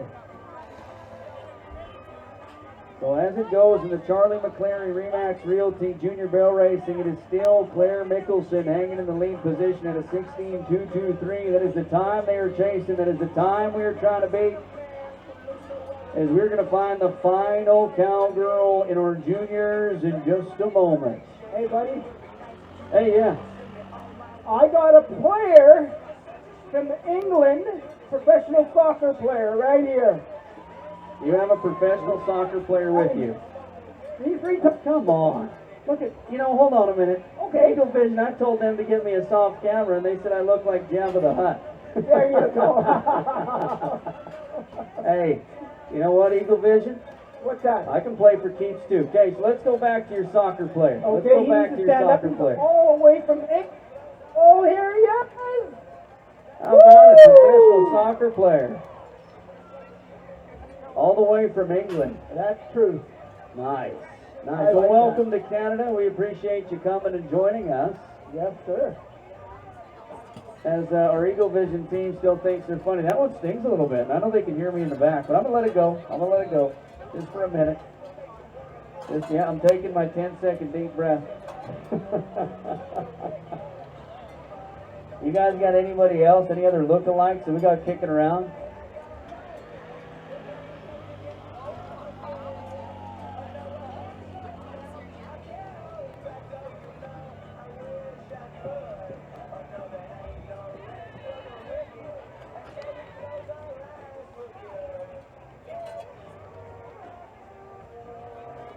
Well, that'll move us back into position as our barrel racing has found its final competitor of the weekend. It is going to be Princeton's own Reba Shropshire. All right, fans. Whatever you got for the barrel racers, it's going to come to it here. Left side, we're going to start. Cowgirl likes two to the right. All right, Reba. Saw her sister a little bit ago. Oh, no, Cowgirl. Little tight. Fans, as they go to idle down and try and get it ironed out, it is going to be in a no-time situation. So whatever consolation you got, why don't you deliver it on home for and send her on out of here? As the Cowgirl going to find a no-time situation on the night, unofficially making Claire Mickelson your champion of the Charlie McClary Remax Realty Junior Barrel Racing. Fans, why don't you give it up for the barrel racers one time?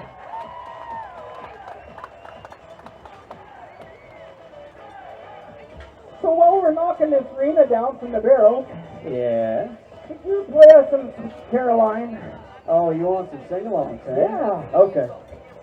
Now we should let you know, if you have not joined us here last night, that this went off pretty well without a hitch. You guys Okay. sang pretty good.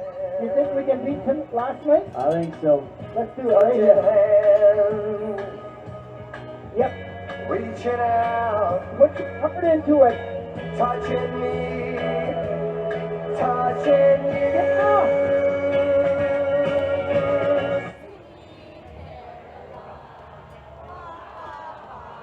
Oh, not bad. Seems so good.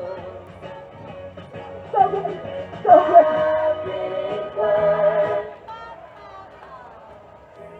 That's pretty good. I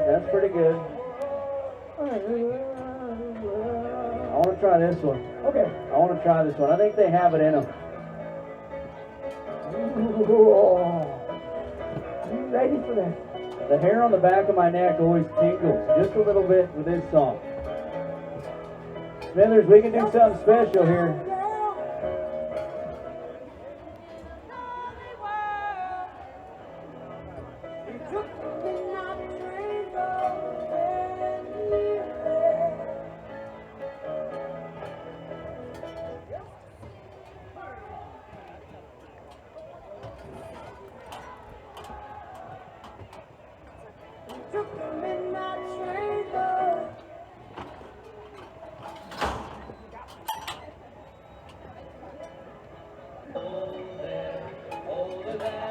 All right, last one. Younger than the mountains, growing like a breeze, country road. Oh, take me home. Every day. It's long. Not by my take me home. Yeah. Unreal. Well, let's clap on into it, okay? I'll get you in time. Let's go.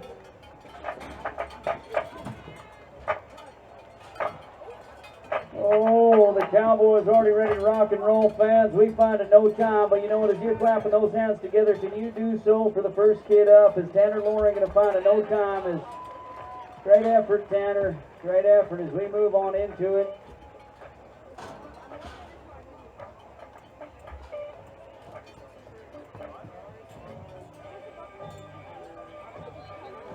So we're going to Paisley McNulty.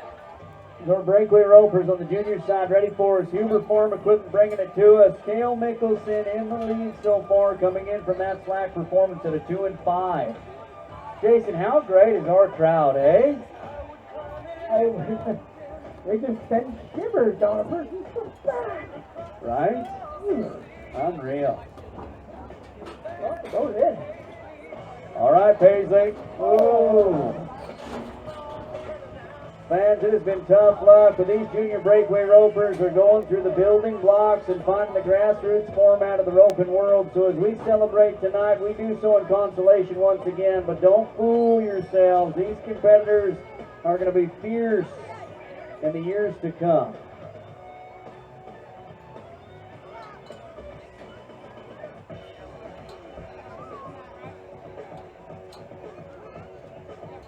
So that'll move us to Kai Andersall.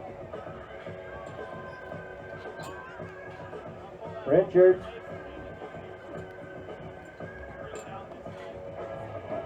Currently the number 8 position she holds. She's inside of the top 10. Now the bay mare she utilizes is an all-around equine superstar. As we get a good look, that is the same horse she'd run the barrels on. So to have the mental side to work through two different styles of events, oh, you need every bit of it. Here we go. But the hard running effort going to come up a little short. Fans, why don't we celebrate the equine partner and her horse Queen and deliver a little extra for the cowgirl as well.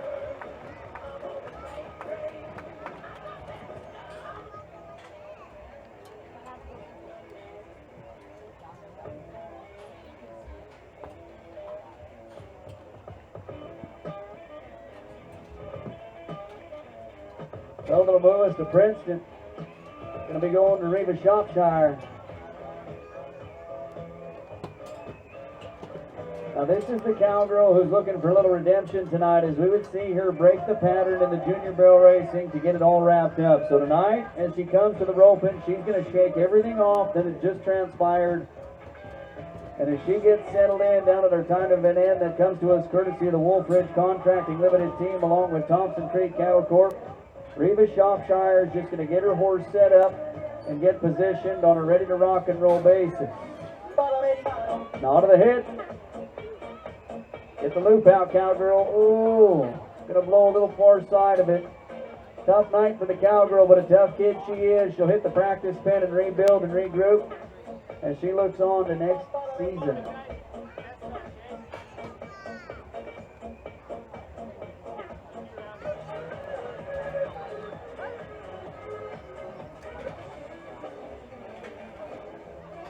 Wasn't sure what gears I wanted to be on music-wise. We're going to go down and try and rivet. Now we saw try and rivet yesterday, trying to get things ironed out. Today, coming in the Williams Lake Cowboy, looking for that first big run of the year. All right, trying. Here we go, buddy. Well, going to shoot far gone by. Bounds. Can you put it together for all the breakaway ropers tonight? They find some tough luck as it goes, as that is going to be a no-time situation all the way through. That means that unofficially it'll be a 2-5. It's going to be all about Cale Mickelson. He's in your unofficial championship position for the junior breakaway, and we thank the champions of Huber Farm Equipment for bringing it all to us.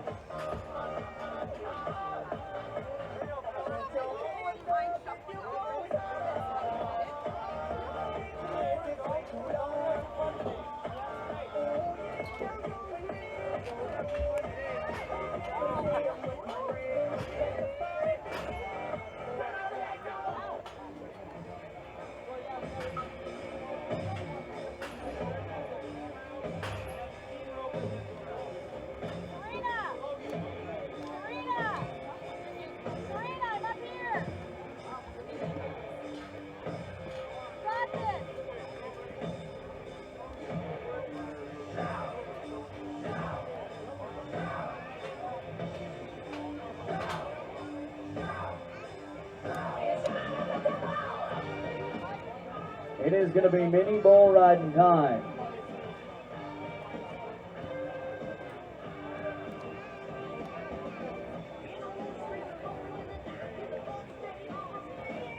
So the mini bull ride is coming to us courtesy of the Peterbilt of Houston, along with Thomas Roper on the roll. Now we're going to get started off with Logan Winters. It's coming to us from the BV Insurance Buck and Shoot that's right down in front of me at the announcer's booth. And fans, these mini bull riders, they're coming to you to battle it out for a whole lot of bragging rights, and they're doing so in front of a capacity 3,000 person crowd. I know it's been a hot night, but it's just getting started as it comes to the mini bull riders. These are some next level talented kids, and as they come to us, they're going to put forth a 6-second effort to be the big rise. Here we go, kids.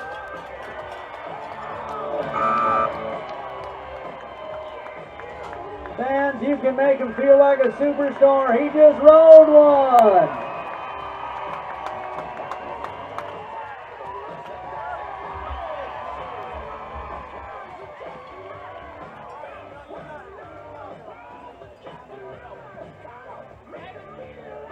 Scores roll in. How about 70 points for Winters? Oh, that is some good stuff.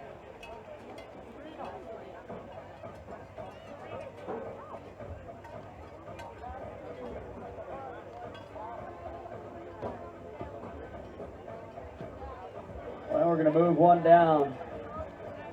It is going to be the Colin Brunches Accounting Buck and Shoot we find. It is Serena Kidney. Ladies, where's the ladies in the house? Serena needs you to give everything you got here as the cowgirl going to outdo everybody else. Yes, partner, what's up? Well, let's hear the kids. 1, 2, 3, go kids!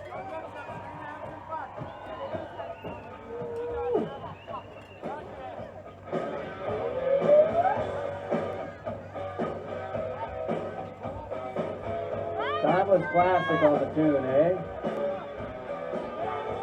Well, as we take a look, Serena Kidney getting the last bit of coaching. Now, for some of these competitors, this is some of their first times ever in the mini bulls here this weekend. We've been doing so on 3 nights. Great opportunity. Here we go, Serena. There we go. We got another 6-second rider. Ladies, let her know you're there.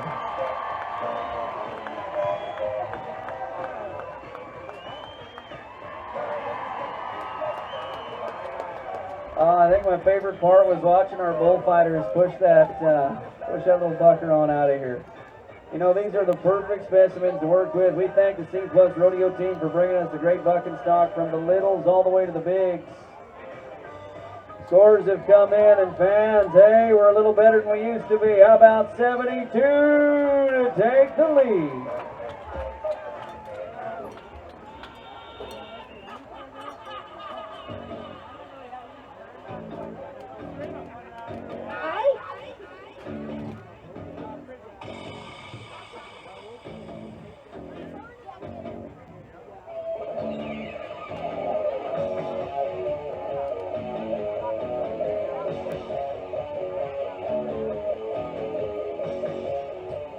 Well, we're going to the other frizzy of the household, going to be Jada. We're going to meet up with Kyle Frizzy, her dad, a little later on in the bull riding, as the apple does not fall too far down the tree. We're doing so in the JR Overhead Doors Buck and Shoot. Now 8 seconds for the big kids, 6 seconds for the little kids, but you know what? 6 seconds on some of these buckers could be long enough. Now as we can see, Jada getting that little extra help inside the chute, coming courtesy of her dad to make sure everything's okay. Now the extra coaching and the final touches are going to happen in here, but when you exit, it can be about a blur.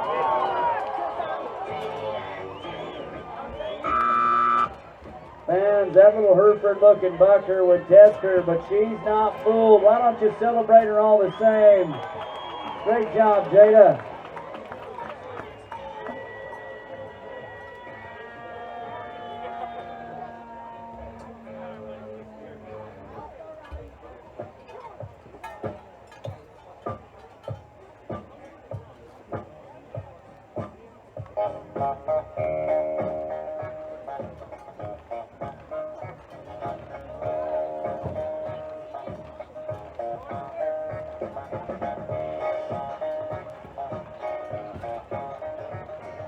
Well, good thing we're clapping and moving because this was the kid who won last night. Rowdy McNulty is back for a little more.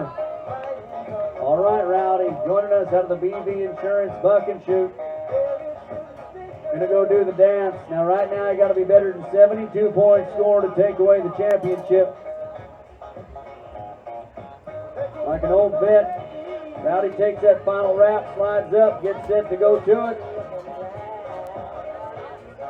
All right, Rowdy, we're all with you. Dad on the backside. Hey, Rowdy. A little coaching from Cody Call to make sure it's just right. The kid's going to try and go post it. Fans, he does.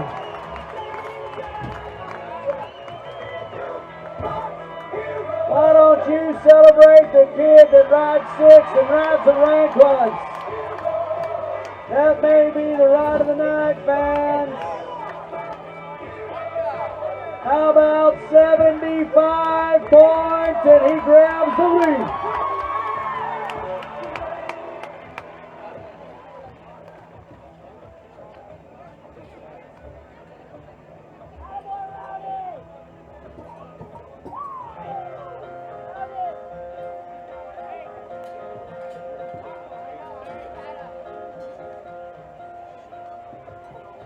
Well, fans, it looks like that's going to close the book on the mini bulls. So why don't you give a huge hand to Rowdy and how about all his friends in the mini bull riding?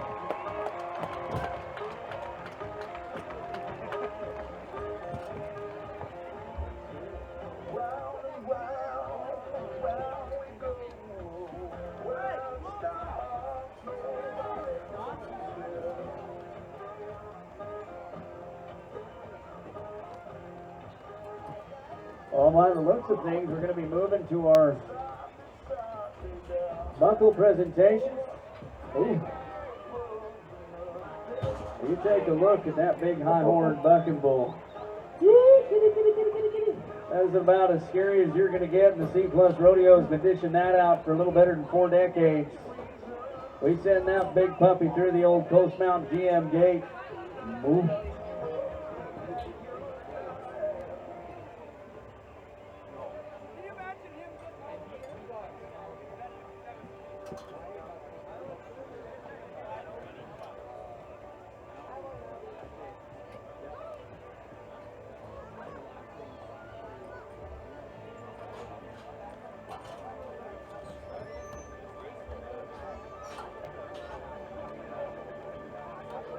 Well, a huge thank you to our mini bull ride sponsor again. We thank the Peterbilt of Houston team along with Thomas Roper on the ropes.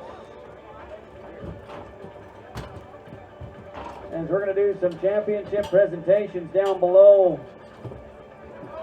And we're going to bring in our tie-down roping champion along with our steer wrestling champion and the breakaway champion here tonight. So as we turn your attention in front of our announcer's booth, we're going to go celebrating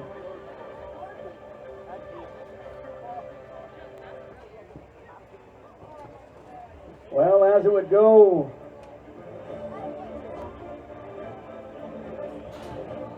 We can see down at the arena floor, they've already handed out one piece of hardware. It is Kristen Bell with the breakaway rope. And fans, why don't you give Kristen Bell a whole pile right now as one of the top cowgirls to join us in multiple events. And joining in down below as well, it is going to be the man from Headley, British Columbia, your tie-down roping champion, Mr. Travis Eller.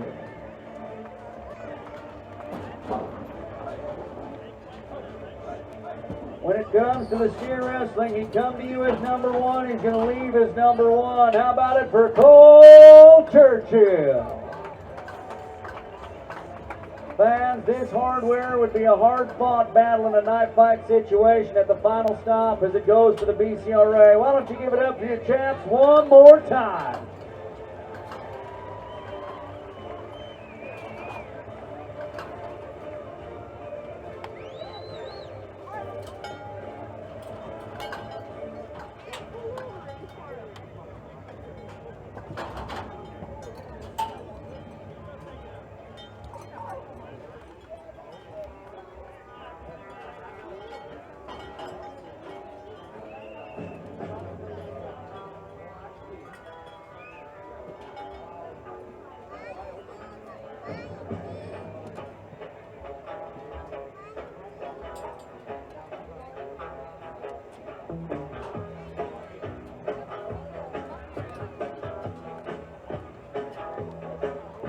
Well, it'll move us to our team roping. Team roping going to come to us courtesy of KRB Industries along with KSM Mining ULC. Now we take a look at what happened in the slack performance. It would be Cassius Nardi along with Jace Lambert to be a 6-0 to lead the charge on the fast time so far for the team ropers. And as we go to our first pairing, it is going to be Kristen Bell along with Harley Antoine. So Kristen Bell just collected some hardware down below and now is going to switch the mentality back as she joins us on the head side with that super equine athlete that she calls Sawyer, the 9-year-old that has carried her to a victory already tonight, and she grabs hold of the backside help and Harley Antoine. Now the deal in the team roping, one head catch, one heel catch, going to get it done. We try it now. Oh, that's going to be a tough go and a no time for the pair, but you can see they're still smiling. A little frustration, but that's okay. Why don't you celebrate them a little more as Kristen Bell, your breakaway champ, and a great effort here this weekend.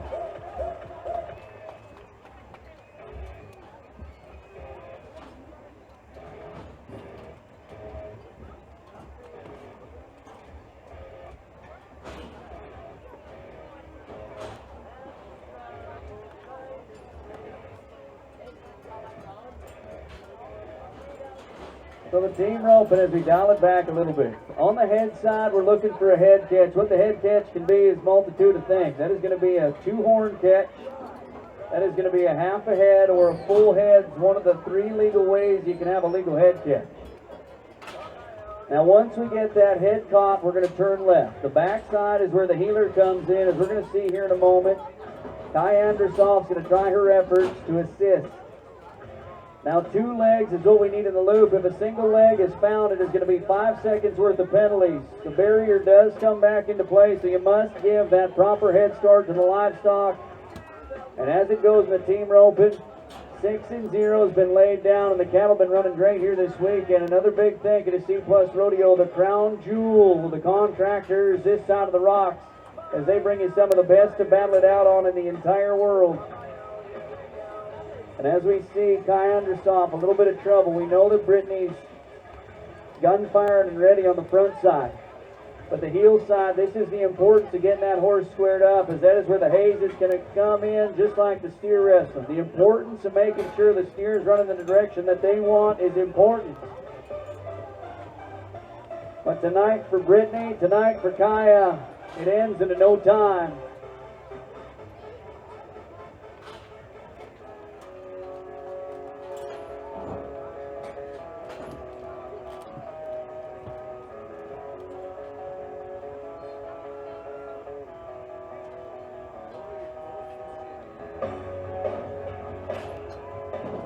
So on the head side, it is going to be Mackenzie Payton. Talented team roping family, and she comes to us as the number 8 header as it goes in the BCRA. Now she's pretty well solidified in that position to go to the final. On the backside, it is our pickup man, the all-around talent, Wade McNulty. Fast bull riding champ, won the steer wrestling as well. A true all-around hand from 150 Mile House. He comes to us to give the effort on the backside to help aid the cause of the team roping for the header and Mackenzie Payton. Now as she gets things settled down, you're going to notice she wants that horse standing square, wants the steer standing just right. Slings it out. Oh, that no-catch blue has found us something fierce. Now let's take a look back at it. As you see here, that cowgirl going to come out of the box. She's in good time. Now she takes a bit of an extra swing, and you can tell she's got a little extra on that delivery, but as she releases, you watch how that loop comes around, and it is going to wave right off. Everything was about as good as you're going to get on the front half of that loop, but as she goes to pull that slack away, it's going to grab, and it is going to be in no time, and she will wave it off tonight. So, we move on down to the Byers. Vanderhoof, British Columbia. Riley Byer on the head side, calling upon her dad Jason on the heels.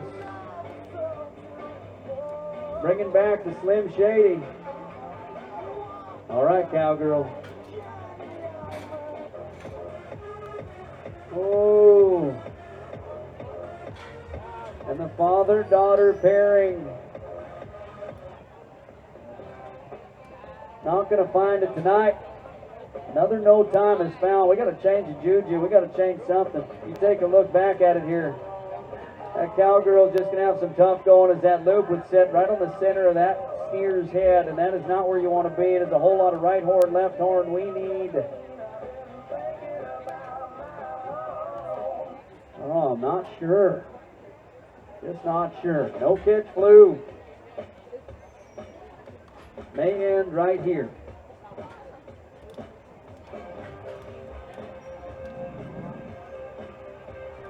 As we go to Amarillo, Texas, it's by way of Monte Creek, British Columbia. We find the Texan and Grayson Reed, who comes to us as a past U.S. TRC finalist.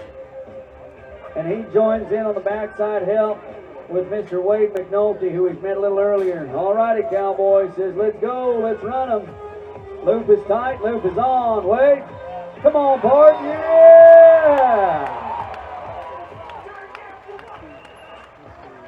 And that is what we needed to shake it loose. We sprinkle a little Texas on it. Why don't you say hello to the Texan one time? 7.3. 7.3 for the pair.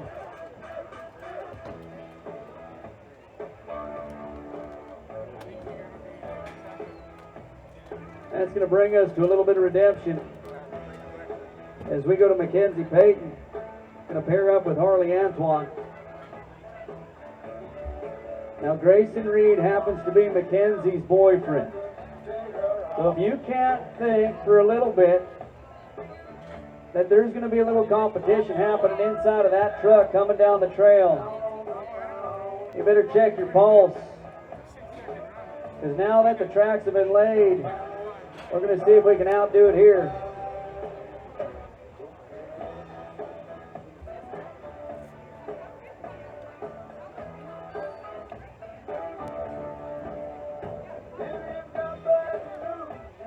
All right, Mackenzie.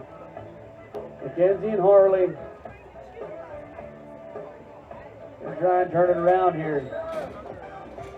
He's been solid all year on that head side. That loop is on. We turn one. Backside grab. Yep, there it is. How about it for the ladies?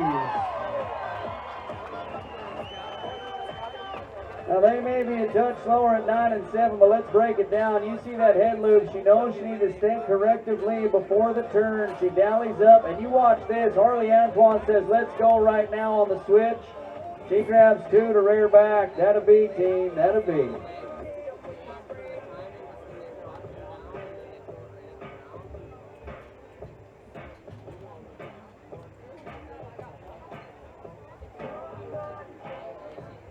Well, we got the team rope and juices flowing now. We got head catches happening, heel catches happening. Let's see if we can get faster and faster as we go.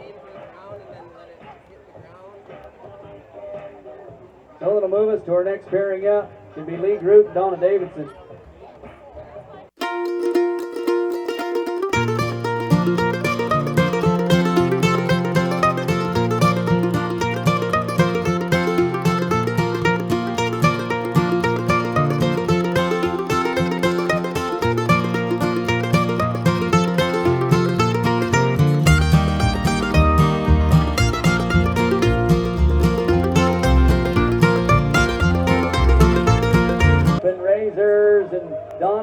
Davidson.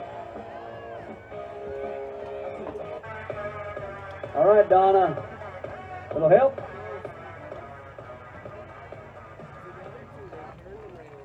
Well, a great effort by the pair. Two local entrants. Two great competitors. But no time is found.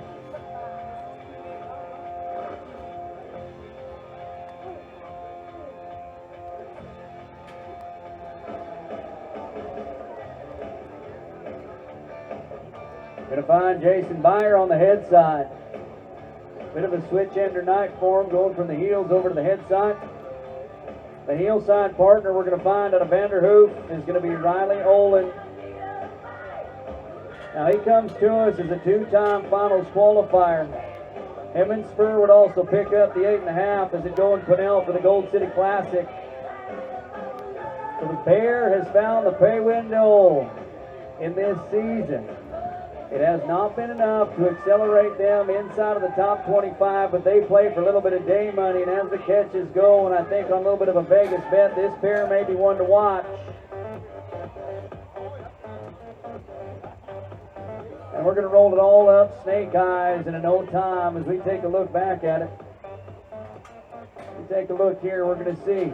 So Jason Byer nods. Going to get the loop going, letting the steer out a little bit. But as he reaches, it's going to be a little touch forward over the top end. As we get a look back at it, our team giving us a great look. So you see here, he chucks the loop out. But you see how big that loop is? He's got a lot going, and he's trying to throw as hard as he can. And sometimes when we deliver that rope with that kind of intensity, that is exactly the case that you find. And that presents that no-time situation.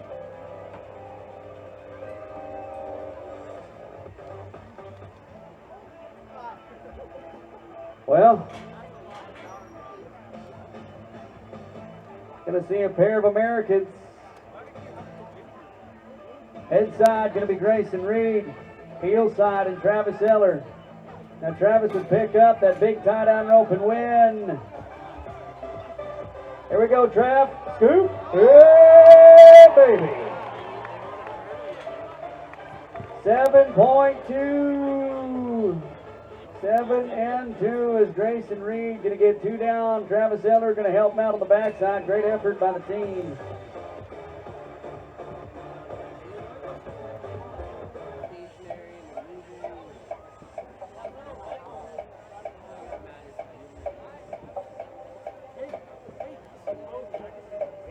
Now we are still chasing a 6 and 0.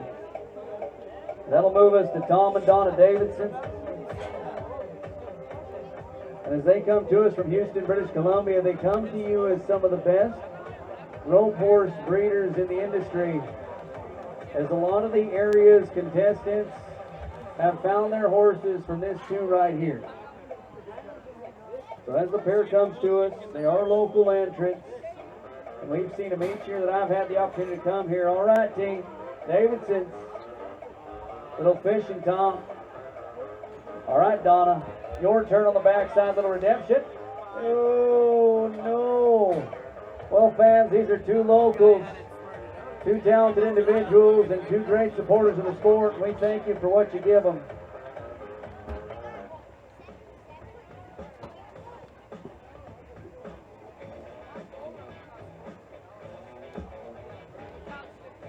The husband and wife duo. Head side going to be Taylor Eller. It would be about $761 outside of the 10th place spot. Now, in order to put them in enough money to potentially have the chance to move inside of the top 10, she's going to need to be faster than a 6 and 0 with her partner on the backside, her husband, Travis Eller, who had just string one up alongside Grayson Reed just moments ago. All right, grab one more time. Yo, we're going to grab one, but fans, you celebrate the husband and wife team as they're going to find penalties all over, as we're going to find a little bit of a broken barrier as the Cowboy-Cowgirl speeding ticket is going to be handed and doled out as our team going to be a 15-second penalty on top of a 6 and 3, meaning they go 21 and 3 total time, and that'll take them way outside the money as it goes.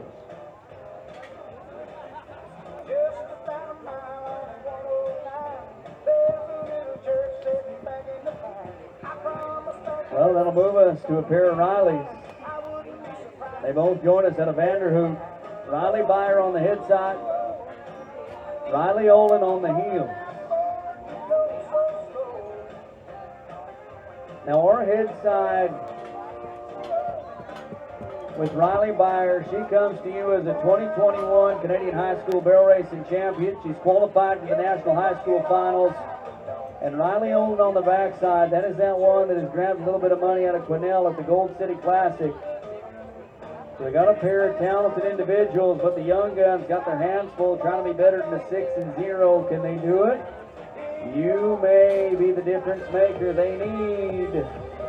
All right, kids. Grab. Yep.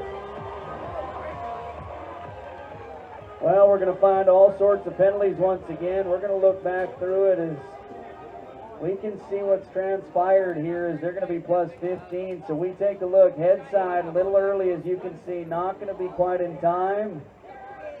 Head catch is there all the way, but you take a look, and as we grab one leg, there's the switch. Loop comes down, and we're going to see it with Riley on the backside. Grab and hold.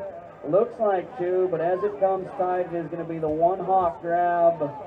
That'll slip one down as 5 seconds found on the backside. Now the pair was a 5 and 9. They're going to grab 15 to go 20 and 9. As you can see how fast the money can slip away from their hands.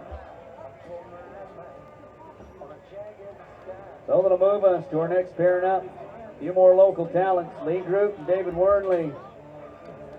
Now the pair would get themselves just about a catch yesterday, but they would lose the Dowley on the backside. So let's see if they can be a little better tonight. Head side, we're good. All right, David. Oh, no. Oh, fans, again, we got to celebrate the local talent. Put the right and the left together if you would. These two kids trying everything they can.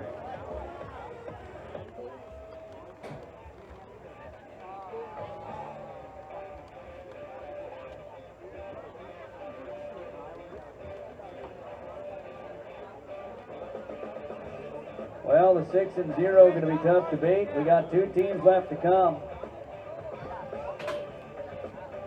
As we thank the partners of KRB Industries along with KSM Mining ULC for bringing it to us.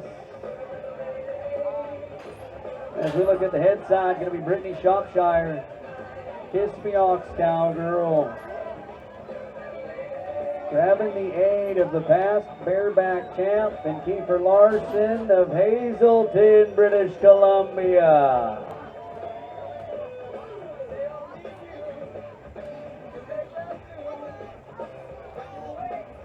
Now as Brittany starts to get squared up, you can notice that they're getting that steer standing inside the chute.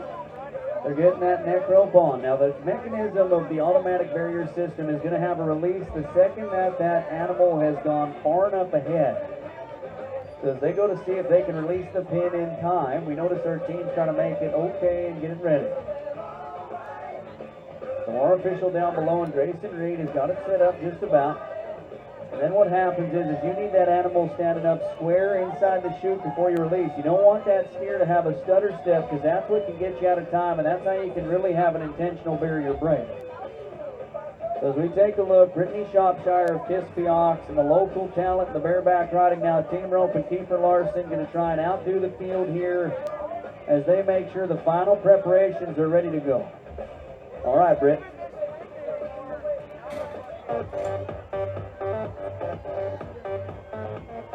There's that head loop.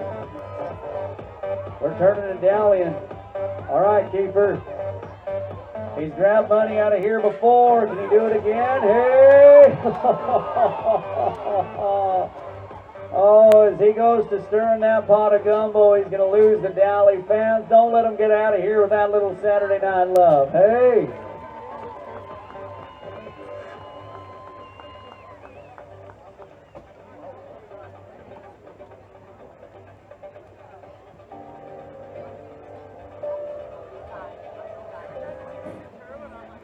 Well, fans, as we go to the final period of the team roping, following our team roping, before we move to the bulls, we are ready to do our 50-50. It has been drawn, okay? So get your 50-50 tickets ready. As following the next run here, where we find Tom Davidson and David Wernell to wrap up the KRB Industries and KSM Mining ULC team rope in just a moment.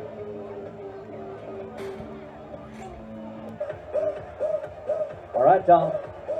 Little backside help, David. You can do her this time, buddy. Yep. There you go. How about it for the locals? Hey! Gonna be 9-1, and we're clean all the way around, fans. Why don't you give it up for the team ropers? Hey, and how outstanding are they? All the variables, all the factors, and the great effort that they put forward as we thank that team of KRB Industries and KSM Mining ULC. We also thank our timed event end sponsors and Wolf Ridge Contracting Limited, along with Thompson Creek Cattle Corp for bringing us all of our timed events this weekend over at the gates. And as mentioned, it is going to be time to hand out some cash, so make sure you get those 50-50 tickets out.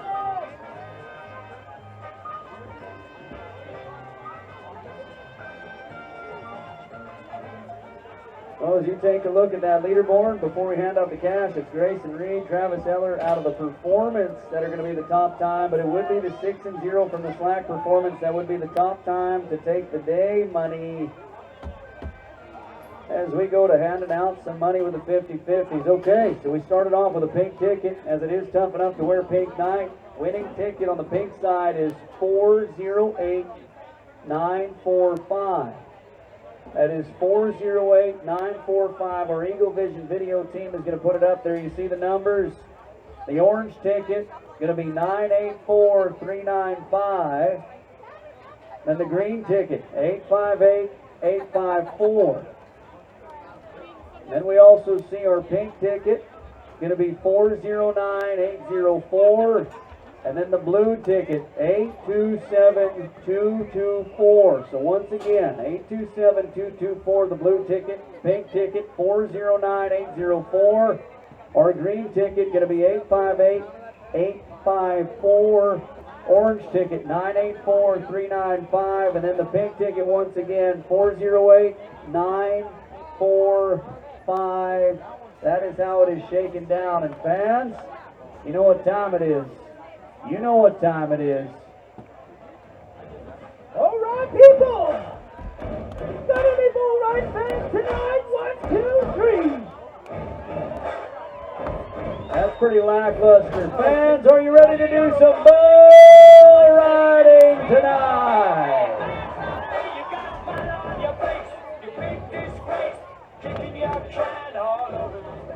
Well, we're going to get fired up. BV Insurance. Gonna be Quinnell Zian-Mancour in his first year of bull riding. Snowball with a C+. Oh, heads up.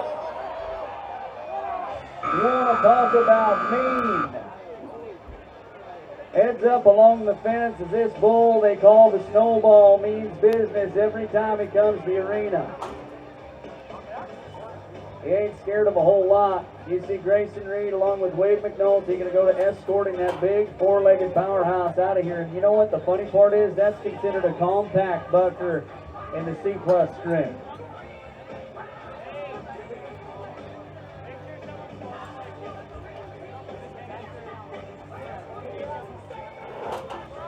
Oh, that was close. Hey.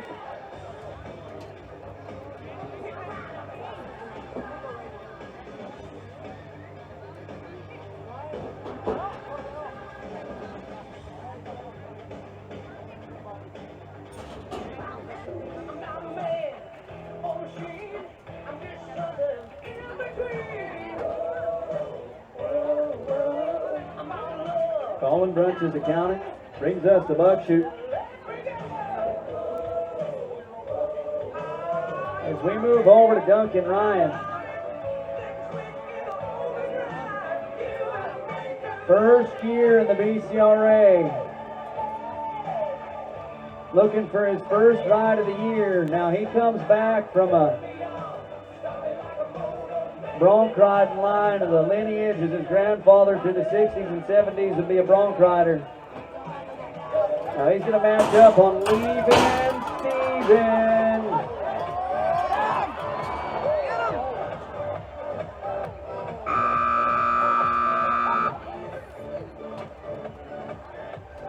And as we send leaving Stephen on out of here through the Coast Mountain GM Buck and Shoot, we make sure that the Cowboys okay, fans. Why don't you give them a little something? And how about it for the Bullfighters one time, would ya?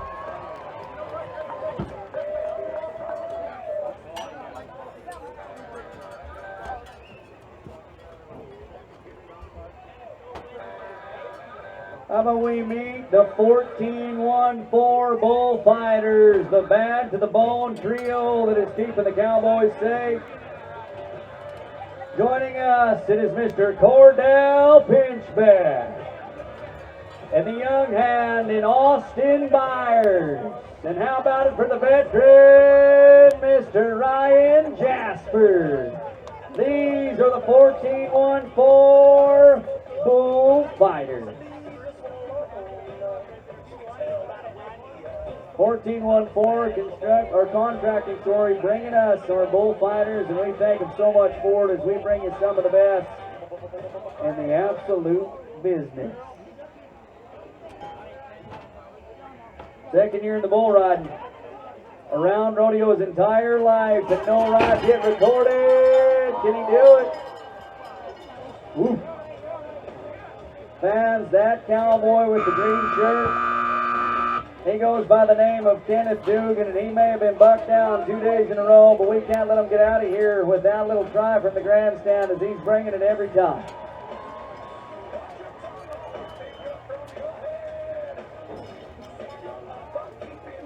Hey, partner. Yeah? I got one t-shirt left.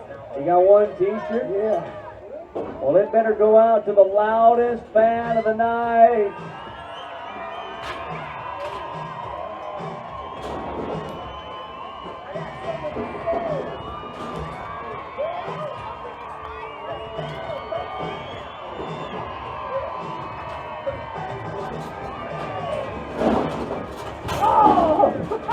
I was giving it to that lady right behind you. Well, let's draw that attention back You know the in. one. Yes, you. Let's bring that attention back in. Panago Pizza bringing us the next matchup. It'll be Kyle Frizzy.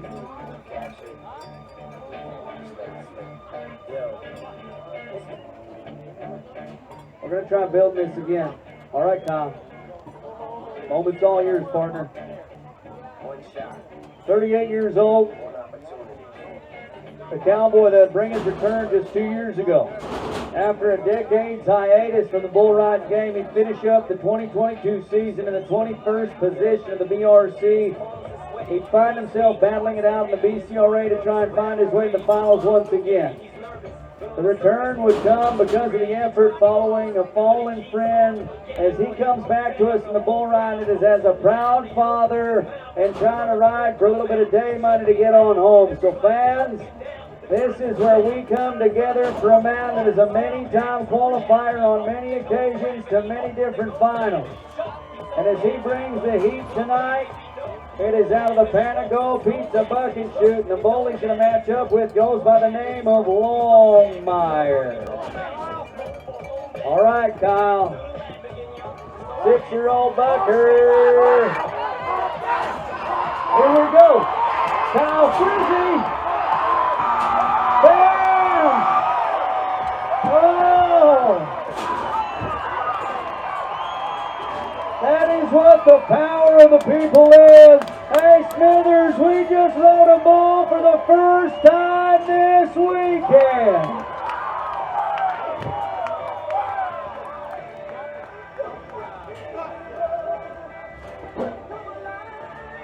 Oh, let's take a look back. Panago Pizza Buck and Shoot. Kyle Frizzy, the veteran. You look at the tape on that man's riding arm. He repositions, he resets, and you see he's going to try and weather the storm. He's throwing everything at him but the kitchen sink on the bottom side. And Longmire, that tester of the Pro Bucking variety, is going to test out Kyle Frizzy. Fans, the numbers are rolling in.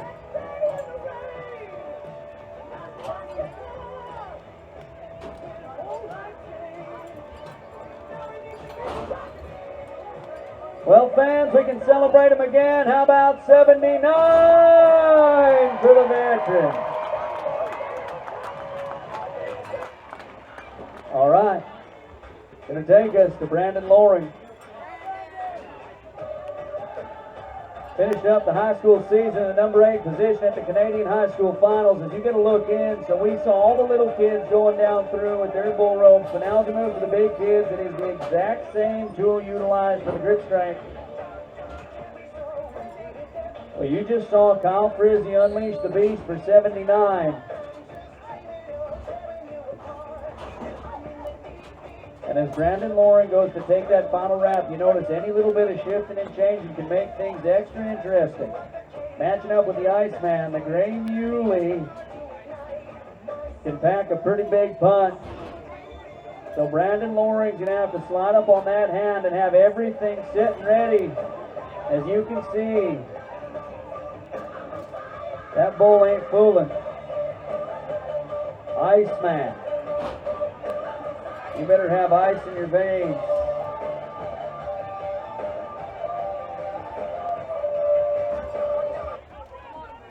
All right, Brandon. Going sky high. Little Top Gun style. All right, Brandon.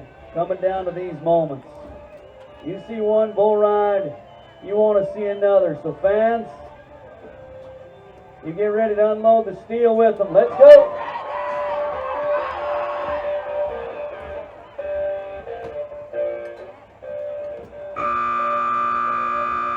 Well, going to be a no-score situation for Brandon Loring. Great effort by the Cowboy.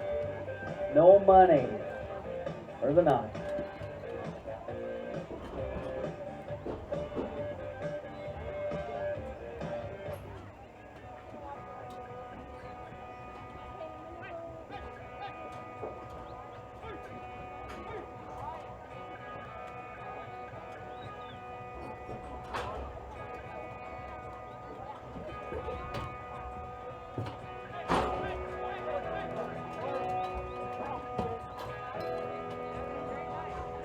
Fans, as our team goes, ooh. You talk about cowboying up. Wade McNulty can iron himself out. That is a veteran move. Coast Mountain GM, we sent him through. And hey, fans, can you please celebrate our pickup men tonight? Wade McNulty along with Earl Call, two of the best. And a special thanks to Grayson Reed, who lends his assistance to finish up the bull riding. As you take a look on the buck chutes on the backside of the white shirt, that is Earl Call pulling double duty as the bull flanker. As you see him communicate with the team on the arena floor, it is as they prepare for the Fort St. John Cowboy and Ryan St. Pierre, who gets prepared to rock and roll. Now as Ryan St. Pierre gets prepared, it is going to be on Titan. Now left-hand delivery, that means that the riding hand is towards the outside of the arena, left-hand side, but the tendency of the buck and bull, generally they start turning to the left. Now this could be a bull ride we could see as Ryan St. Pierre has been stringing a few together. The effort's going to need to be there the entire way though. All right, Ryan. Moment's yours. Got to take it.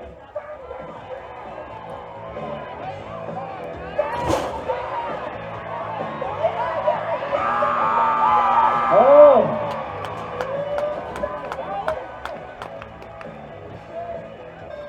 You talk about answering the bell. Hey, why are we quiet? We just rode another bucker tonight.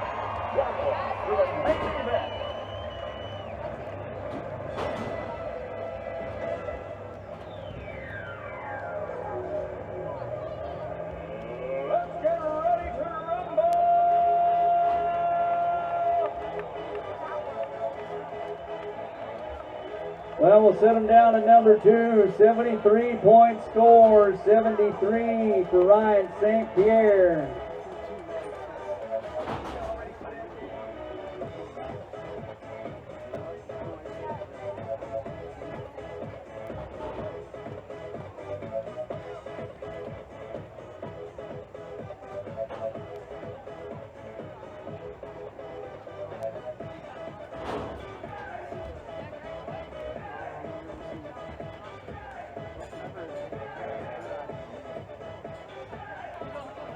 Hey, fine. Okay, here we are. Hey, Hey, hey, try another good hit up there. Find us something here. You're kind of doing a little something in here. you want something to sing to? You want something to dance to? A little Oh, bit of let's both? do some dancing, eh? Yeah. Oh man, I don't know if I got great dancing music, but let me see what I can cook up. I'm gonna have to go old, okay? Okay, let's go old school. Can we try the Village People? Yeah, I haven't heard them in a while.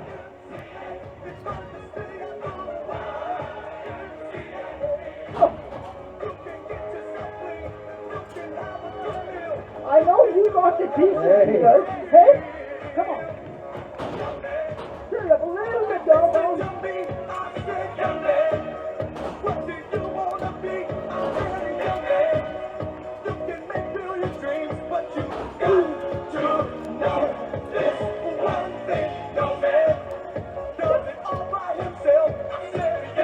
Come on, my little cool right over here.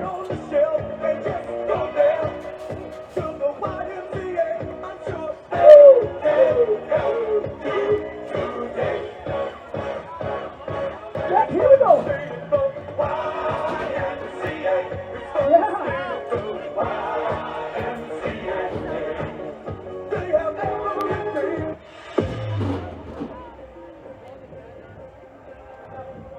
All right, Noah Kennedy, Quesnel, British Columbia, with the old mean son of a gun that they call Puddin'. Bullfighters, be sitting ready. We know that old Puddin's got a little bit of an anger issue.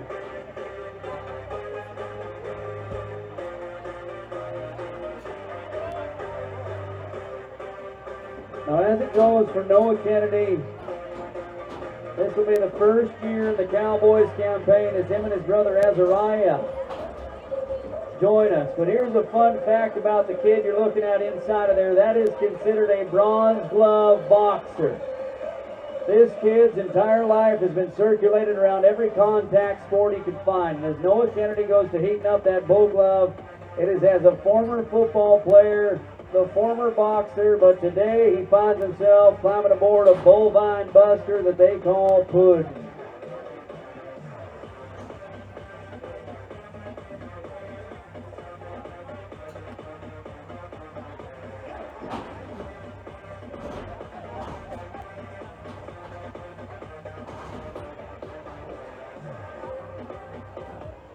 Now that angry Toro they're trying to load down there has caused a little bit of a headache and confusion. You know what I'm afraid of now? Who's getting on that bull? You know what you should be worried about, Jason, is being inside that barrel. Hey, this is the safest place in the world. You know what his favorite flavor of feed is? Rodeo clown. Yes. Here we go. All right. We go to the bronze glove boxer with the matchup of Puddin'. CFR Bull on the daddy side. High roller. Here we go. Heads up to all involved, because when he gets to calm down after the spinning, it is about anything he can grab hold of. We send him out of the Coast Mountain GM gate, but you see this kid may come down early, but fans, this is his first time ever to Smithers, so let him know that it's okay and you celebrate him all the same.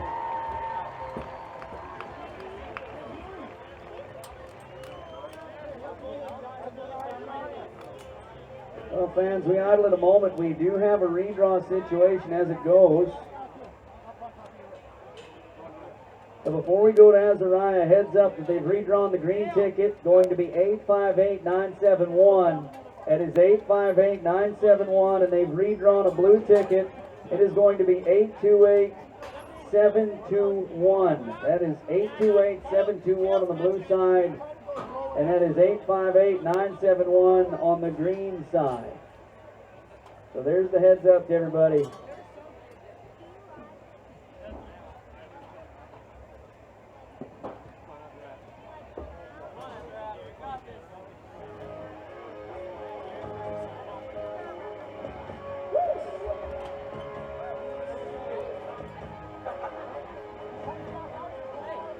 So the matchup coming to us. Going to be the Colin Brunches Accounting. We find Azariah Kennedy matching up with Dynamite Kid. Dynamite Kid, ranch raised bucker. About 1,400 pounds. They've won a pile aboard this bull right here. Now for this kid, there's also his first year. He's being a study at the Matt O'Flynn Bull Riding School. Fans, that's two Kennedys back to back that said Smithers is going to be our first rodeo of the year, so why don't you let them know it's all good like we just said, because that kid is another tough customer who loves a good contact sport.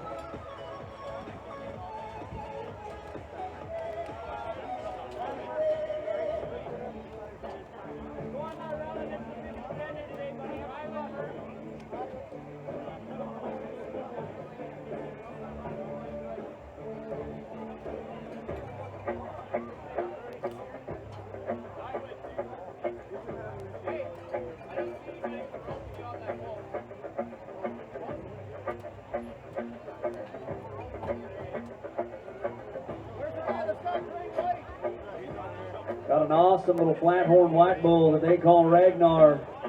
Quinnell, British Columbia. JR overhead doors, buck and shoot. This is the final opportunity of the night to make some noise on the bull ride. Rylan Murphy. Here we go. Go on, Rylan, go on. Heads up, kid.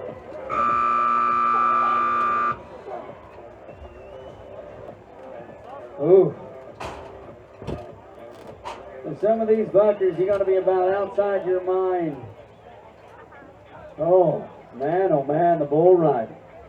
Hey, you know what, fans? How about we celebrate the C Plus Rodeo for bringing you some of the best stock in the entire world?